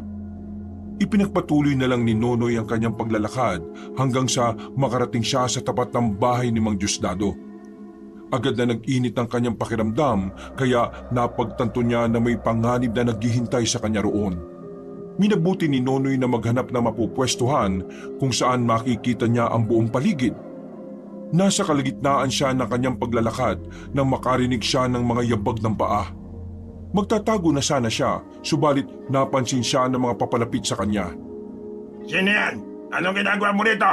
Mapangas ka! Pilit na nagtago si Nonoy. Dumapa siya sa mayabong na damuhan habang nagmamatsyag sa paligid. Walang ano-ano, may narinig siyang mga yabag na papalapit sa kanyang kinaroroonan. Inihanda na lang niya ang kanyang sarili at nang sinipat niya ang paligid, nalaman niyang may papalapit doon na 3 aswang. Bunsod nito, ginamit niya ang kanyang kakayahan para makaalis sa kanyang pwesto. Bago pa man siya napansin ng mga aswang, napatayo na siya sa kanilang bakuran at naihanda na niya ang kanyang itak. Ako ba hinahanap nyo? Nandito ako sa likuran nyo! Ha? Bata! Anong ginagawa mo rito? Gusto mo bang mamatay ng agaran? Ha? Nandito ako para singilin si Mang Diosdado sa kanyang mga naging kasalanan sa amin. Hindi ko alam kung ano man ang pinagsasasabi mo. Huwag na kayo magmaang-maangan pa. Alam kong kasama niyo si Mang Diosdado. Kaya may alam kayo patungkol sa ginawa niya sa aming kalabaw at maging sa bukid namin. Naghahanap ka ba ng sakit ng katawan mo, bata? Baka kayo po'y naghahanap ng sakit ng katawan nyo. Napatawa mga aswang na naroroon. Pagkatapos nito, napaangil sila at naging mas mabalasik ang kanilang mga muka. Itinaas naman ng bahagya ni Nonoy ang kamay niyang may hawak-hawak na itak at sakto ring lumundag ang 2 aswang upang sugurin siya. Sige, ganyan nga! Di ako natatakot sa inyo. Kapag may pagkakataon ako, makukuha niyo ang parte ninyo. Tingnan na lang natin kung anong magagawa mo. Bata ka lang at mga aswang ang kalaban mo. Nagpatuloy sa pakikipaglaban si Nonoy. Sinikap niyang huwag siyang masukol ng 2 aswang na sumusubok na hulihin siya. Nasa kalagitnaan siya ng kanyang pakikipagtunggali sa 2 nang makarinig siya ng sigaw. Alam niyang si Mang Dindo yun, kaya gumamit na siya ng bertud ng ngipin ng kidlat.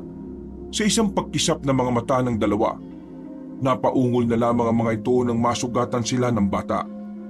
Pagsisisihan niyo ang ginawa niyo. Ikaw, gusto mo rin ba maging kagaya ng mga ito? Hinahamon mo ba talaga ako? Anong akala mo sa akin? Matatakot sa isang batang kagaya mo? Kaya kitang Ano? Nagulat ka nang makita mong para mga kandilang natutunaw yung 2 kasama mo? Nagkataon lang yan. Bata ka lang. At kaya kitang patayin. Magsisisi ang mga magulang mo kung bakit hinayaan kanilang pumunta rito.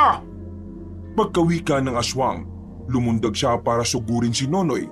Nakita naman ang bata at nagwari kung ano ang binabalak ng aswang. Kaya umilag siya rito. Dahil sa kanyang bilis, hindi na malayan ng aswang na nakaalis na siya sa kanyang kinatatayuan. Pagkalapag naman ng nilalang, sinakyan kagad siya ni Nonoy sa likod at inambahang gigilitan sa leeg. Ngayon, sabi mo sa akin, sino sa atin ang magsisisi? Ikaw at ang buong pamilya mo. Uubusin kayong lahat ng mga aswang. Hindi mangyayari yon. Ngayong gabi, inuhusgahan na kayo dahil sa inyong kasalanan. Sige anak, gilitan mo siya ng leeg! Nagwala ang aswang at sinikap niyang ibalibag si Nonoy. Subalit bago pa man niya tuluyang magawa ito, ginilitan na siya ng leeg ng bata.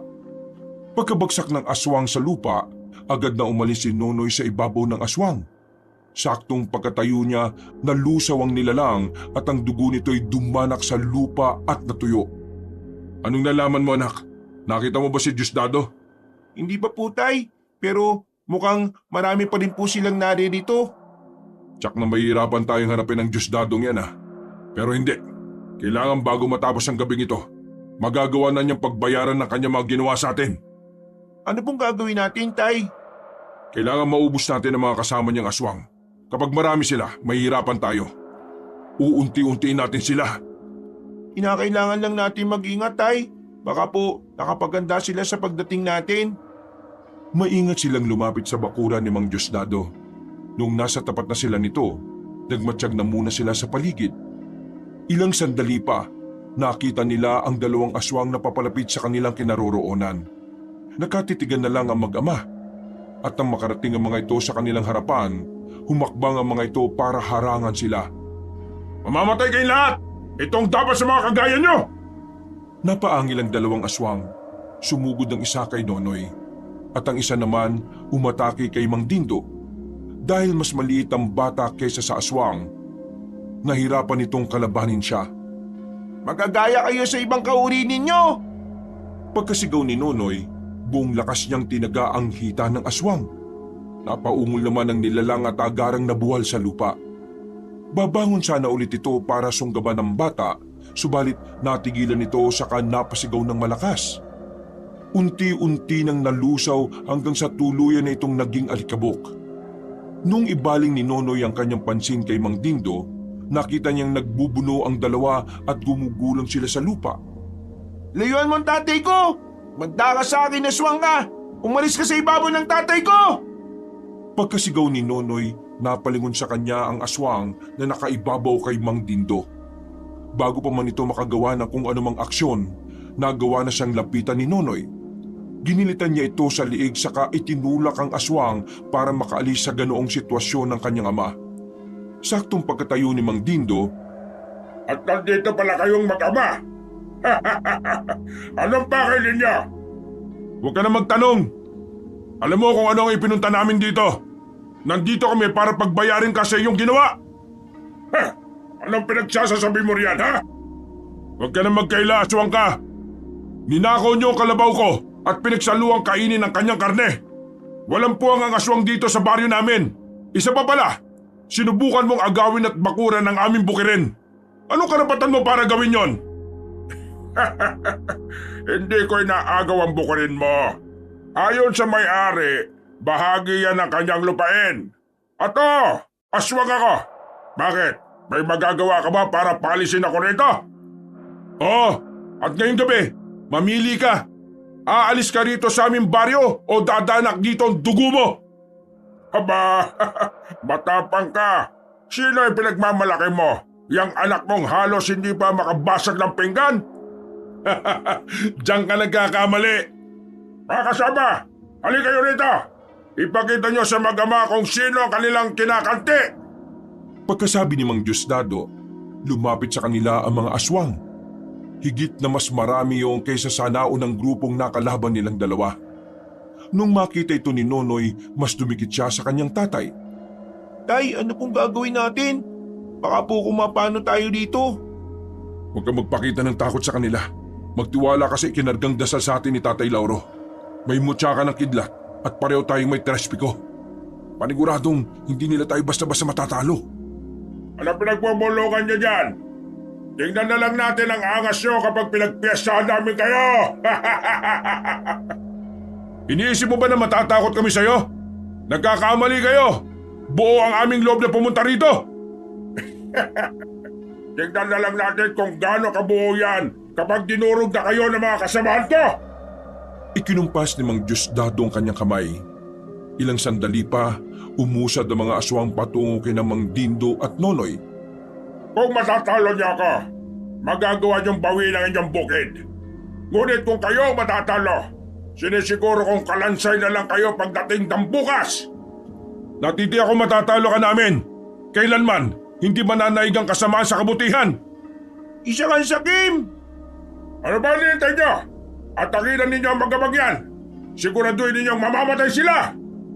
Napaangil ang mga aswang. Mabilis na humakbang ang mga ito at lumusob kina Mang Dindo at Nonoy. Ang mga aswang na masusugatan ko ay sugatan mo rin para agad silang mamatay. Opo tay, ako pong bahala.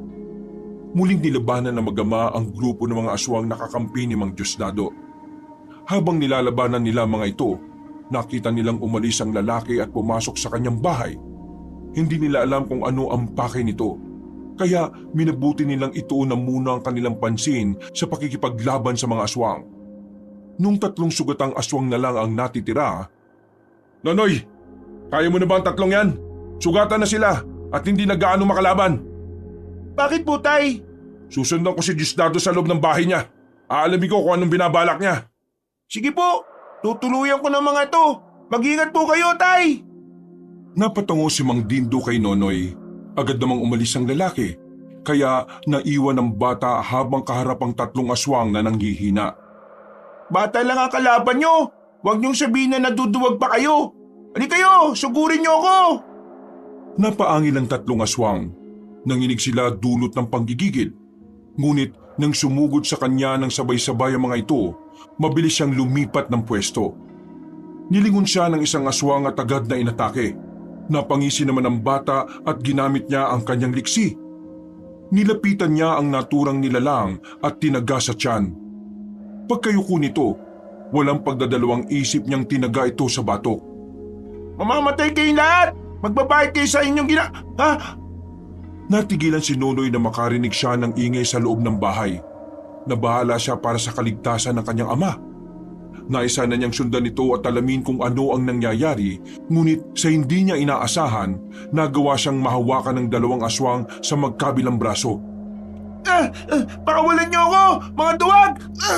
Pasalamat kayo at mas malaki kayo sa akin! Kung hindi... Humugot ng kanyang lakas si Nonoy at ibinalibag niya ang 2 aswang. Pagkat nilapon ng 2, agad niyang dinampot ang kanyang itak sa kanilapitan ng mga yun. Sinabi ko naman pakawalan niyo ako, di ba? Walang pagdadalawang isip niyang tinaga ang mga ito sa muka. Alam niyang hindi na mabubuhay ang 2 kaya nang magawa niya yon, nagpasya siyang pasukin ang bahay ni Mang Diosdado. Nagtatatakbo na sana siya papunta roon nang muli siyang makarinig ng mga kalabog. Sunod-sunod yon, hanggang sa napasigaw na lang si Nonoy nang makita niyang lumusot sa bubong ang kanyang ama at bumagsak sa lupa. Patakbo siyang lumapit sa kinabagsakan nito at nanlumo siya sa sitwasyon ng kanyang ama. Tatay Dindo, ulang iyang aswang talaga yan! Anak, patawad at ito nangyari sa akin. Mas malaga ang buhay mo, anak. Iligtas mo na lang ang sarili mo at pabayaan na lang itong lupain natin na makamkam ni Diosdado. Hindi po! Dugot pawis ang ibinuwis ng mga ninuno natin para sa lupang ito at hindi ko dapat ito'y suko sa isang dayo lang at gamang aswang. Pero baka kung mapano ka. Ililigtas ko kayo, tay. Dadalhin muna kita pauwi. Nagpatuloy sa pag-ubo si Mang Dindo hanggang sa tuluyan na siyang napaduwal ng dugo. Nataranta na rin si Nonoy dahil sa naging kalagayan ng kanyang ama. Kahit pa na maliit siya kumpara kay Mang Dindo, sinubukan niyang alalayan ito. Subalit bago pa man niya nagawa ito, nakarinig siya ng kalabog sa bubungan. Saan kayo pupunta? Inakala ba ninyo na makakatakas kayo sa akin? Demonyo ka! Ang mga kagaya mo hindi dapat na nabubuhay! Anong ginawa mo sa tatay ko? Dapat lang sa kanya yan. Pasalamat ka pa nga, tumihinga pa siya ng ibinalibag ko eh. Ako pa talaga ang kailangan magpasalamat. Kung hindi mo sana ninako ang kalabaw namin at tinangkin ang bukirin namin, hindi aabot sa ganito ang lahat. Malas lang ninyo at nagbalak pa kayong gumante. Kung pinabayaan na lang sana ninyo ang aking nais, di sana tahimik ang buhay ninyo. Napakademonyo mo! Pabayaan mo kami makalis dito, aswang! Ayan, pagkatapos ipagkakalat nyo na aswang ako? Hindi na kailangan yan. Alam na ng mga tao ang tunay mong katauhan. Kung ganon, wala na tayong dapat na pag-usapan. Kagaya ng sabi ko, hindi ako makapapayag na lalabas kayo ng buhay rito. Nang mga sandaling yon, napaungol si Mang Dindo. Kahit nahirap siyang magsalita, sinikap pa rin niyang ibuka ang kanyang bibig. Tumakas ka na, anak. Iwan mo na lang ako rito. Makakasagabal lang ako sa'yo.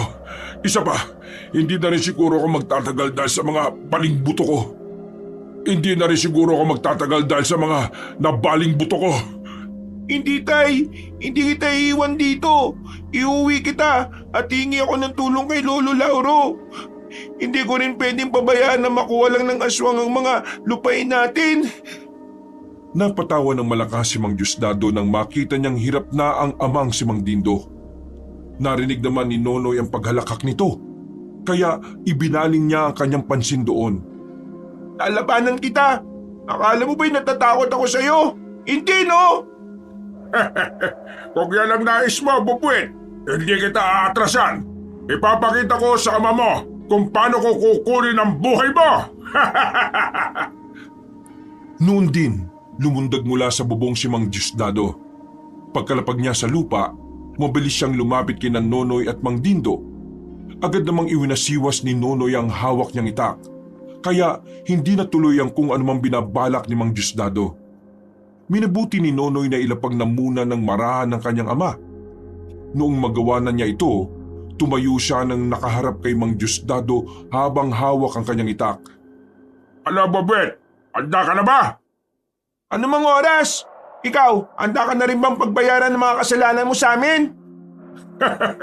Papatay ko kayo mag-ama at gagawing pataba sa bukirin ko. Pagkawika ni Mang Diosdado, mabilis siyang sumugod kay Nonoy. Agad namang nakailag ang bata sa pagsunggab ng aswang, kaya nanggalaiti ito. Umangil si Mang Diosdado at mas naging mabalasik ang kanyang itsura. Sige, hindi ako iilag sa pag-atake mo. Tingnan natin kung ano magagawa mo sa isang bata. Anong nais mong palabasin? Na pinagbibigyan mo ako? Bakit?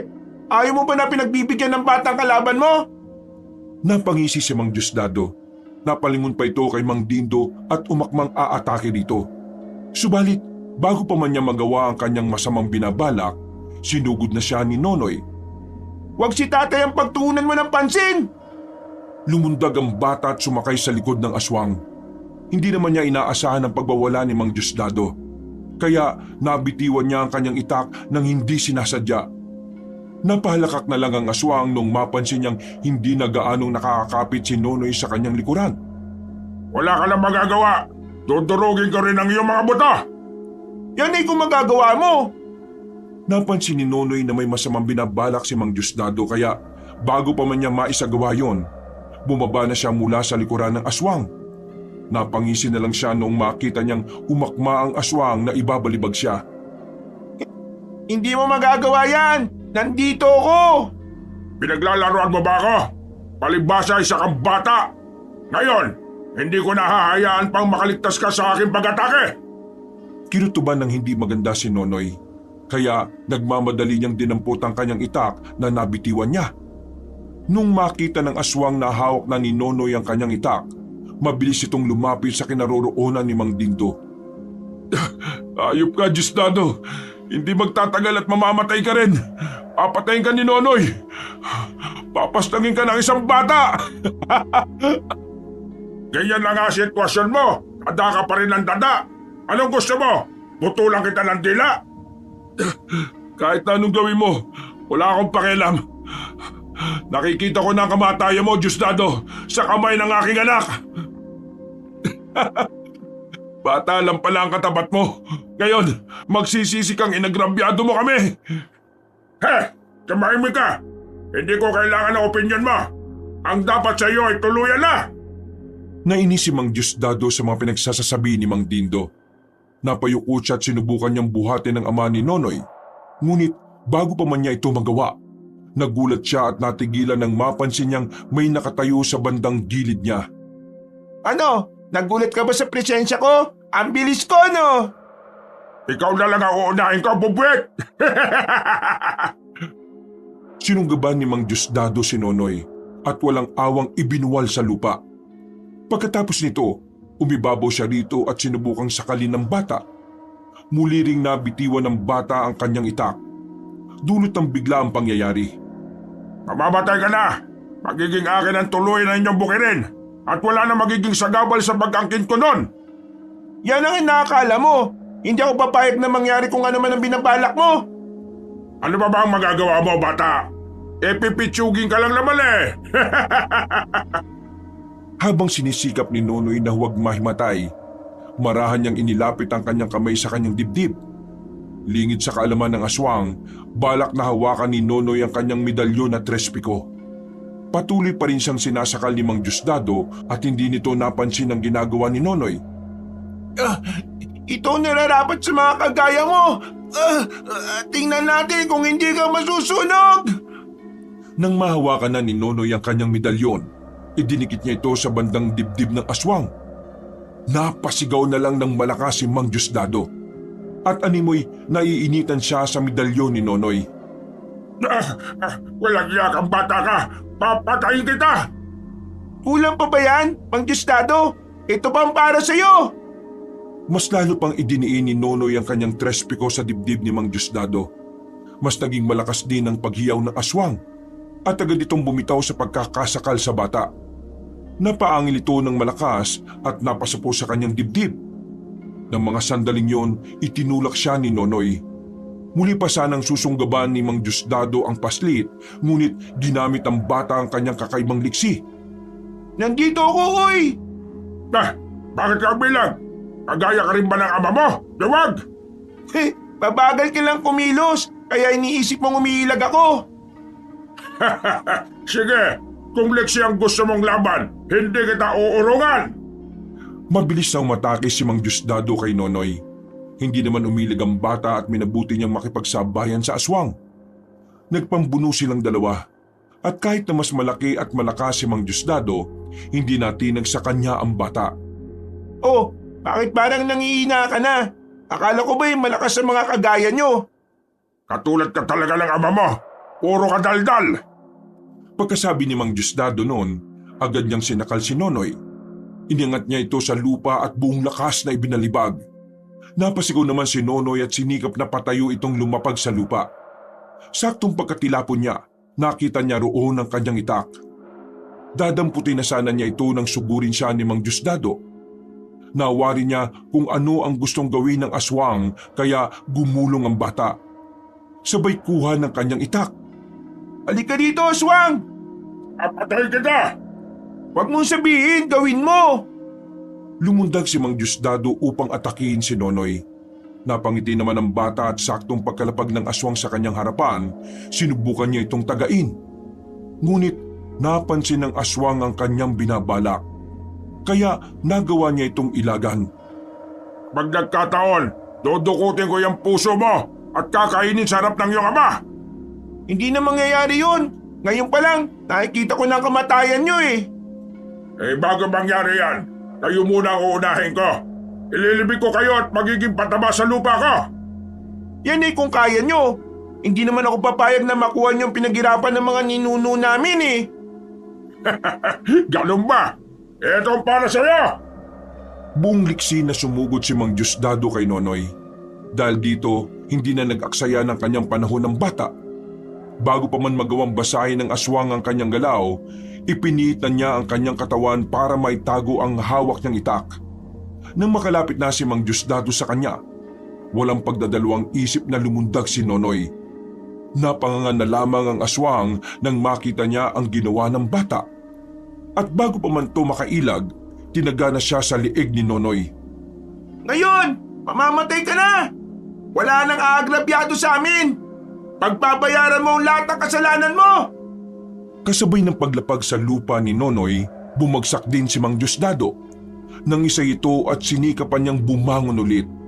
Subalit hindi niya na ito nagawa. Napaangil siya at napatitig ng mabalasik kay Nonoy. Hindi ito maaari. Hindi ako mamamatay. Mabubuhay pa ako. Umalda kayo sa akin. Lahat kayo ay papatay.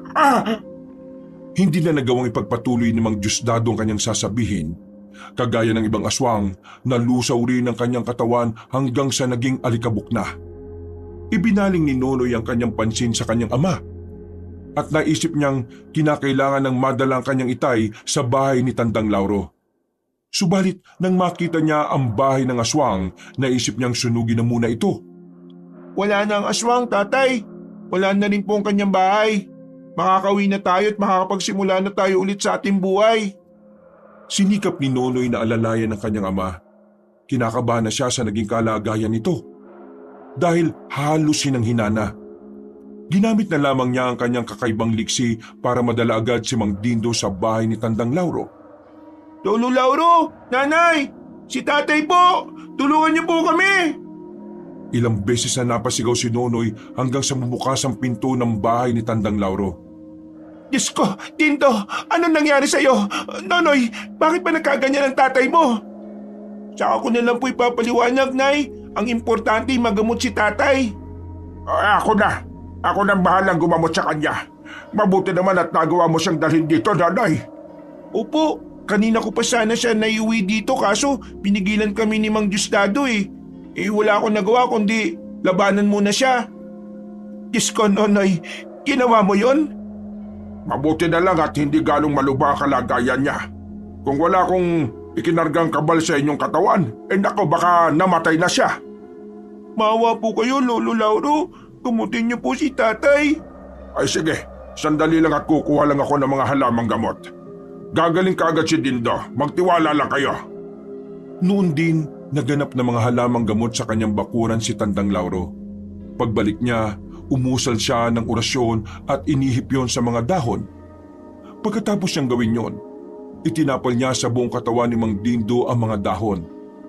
Umikot siya rito habang patuloy na nag-uusal ng orasyon.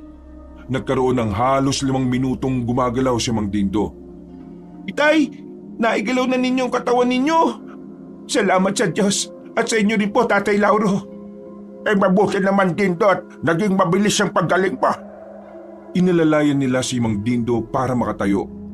Nang tuluyan na siyang makatayo, nagpasalamat siya kay Tandang Lauro at inakay nila siya papasok sa bahay ng matandang albularyo. Nung naroroon na sila, ikinuwento na mag-ama ang kanilang naging karanasan. Ay naku, salamat naman at wala nang aswang na yon. Wala nang mag-aagrabyado sa atin. Makakabalik na tayo sa ating baryo.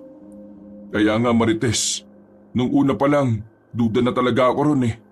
Baka nga inangkin lang niya yung lupang pinagtayuan ng kanyang bahay. Hindi bali na. Ang importante, matatahimik na ang ating buhay. Makakapagsimula pa naman ulit tayo eh. Hindi pa huli ang lahat. Matapos ang kanilang pagkukwentuhan, nagpahinga na sila. Kinabukasan, magang naganda si Mang Dindo para makabalik sila sa kanilang baryo. Nagpasalamat sila kay Tandang Lauro dahil sa naging tulong nito. Ipinagkaloob na lang din ng matandang albularyo ang kanyang itakay Nonoy at sinabihan nitong bumalik sa kanya kung nais na nitong matutong manggamot. Hindi pa po siya ngayon, Lolo Lauro. Hayaan na lang natin magpasyang tadhana para sa akin. Kung kapalaran kong maging kagaya ninyo, gagawa ng paraan ng tadhana para maging ganyan ako. Umuwi silang 3 sa kanilang bahay. Sa kabila ng kanilang naging karanasan, ninakaw at pinatay ang kanilang kalabaw. Sinubukang agawin ang kanilang lupain. Nagawa pa rin nilang tingnan ang positibong bahagi ng kanilang buhay. Nagsimula ulit sila at dahil wala ng banta ng aswang, naging matiwasay ang kanilang buhay. Maraming salamat anak.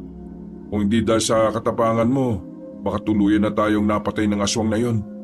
At naagaw na rin niya siguro yung bukirin natin. Walang anuman po, Tay. Ginawa ko lang naman po kung ano ang dapat eh. Hindi naman po ako papayag na may mangyaring masama sa inyo at maging sa bukirin natin. Ipinagmamalaki kita anak. Kaya mo, darating ang araw at makakabawi rin kami sa iyo. Pasensya ka na kung hindi pa natin kaya ang pag-aralin ka. Malay mo, sa mga susunod na taon pwede na. Ayos lang po sa akin yun, Tay. Ang importante, kasama ko kayo ni Nanay. Wala nang ibang bagay na mas mahalaga pa riyan. Salamat at nauunawaan mo ang ating sitwasyon, anak. Wala pong anuman, Tay. Makaraan ng ilang araw, mano-mano nilang tinapos ang kanilang trabaho sa bukirin. Nagtutulong-tulong silang tatlo at nang matapos na nila'y nagtanim kagad sila. Kalaunan, naging matagumpay ang kanilang pagsasaka at nagkaroon sila ng maraming ani. Magmula noon, unti-unti nang naging maganda ang takbo ng kanilang buhay. Pilit nilang kinalimutan ang mapait nilang karanasan at sinapit sa kamay ng isang gahamang aswang na si Mang Diosdado. Buti na lang at tinulungan tayo ni Tatay Lauro, no? Kung nagkataon, baka wala na sa atin ang lahat ng ito. Talagang napakabuti ng Diyos sa atin, Marites. Hindi niya tayo pinabayaan. Sana po, tuloy-tuloy na po ito, no? Para kahit papano makabili ulit tayo ng bagong kalabaw. Sana nga, Nonoy. Sana nga. Gabi-gabi kong ipinagdarasal na sana maging maunlad ang buhay natin. Maging ako man, yan din ang madalas kong idinadalangin sa Diyos. Hindi bale, sipagan lang natin at tsak na magtatagumpay rin tayo sa ating pangarap. Sa pagdaan ng mga taon, naging maunlad ang buhay nila. Nagawa nilang bilhin ang lupang kinatitirikan dati ng bahay ni Mang Diosdado. Nagawa rin nilang bilhin ang gubat na sinasabing pinamamahayan ng mga engkanto. Subalit, kahit na nabili na nila ito, ni minsan hindi nagawi roon ng mag-isa si Nonoy.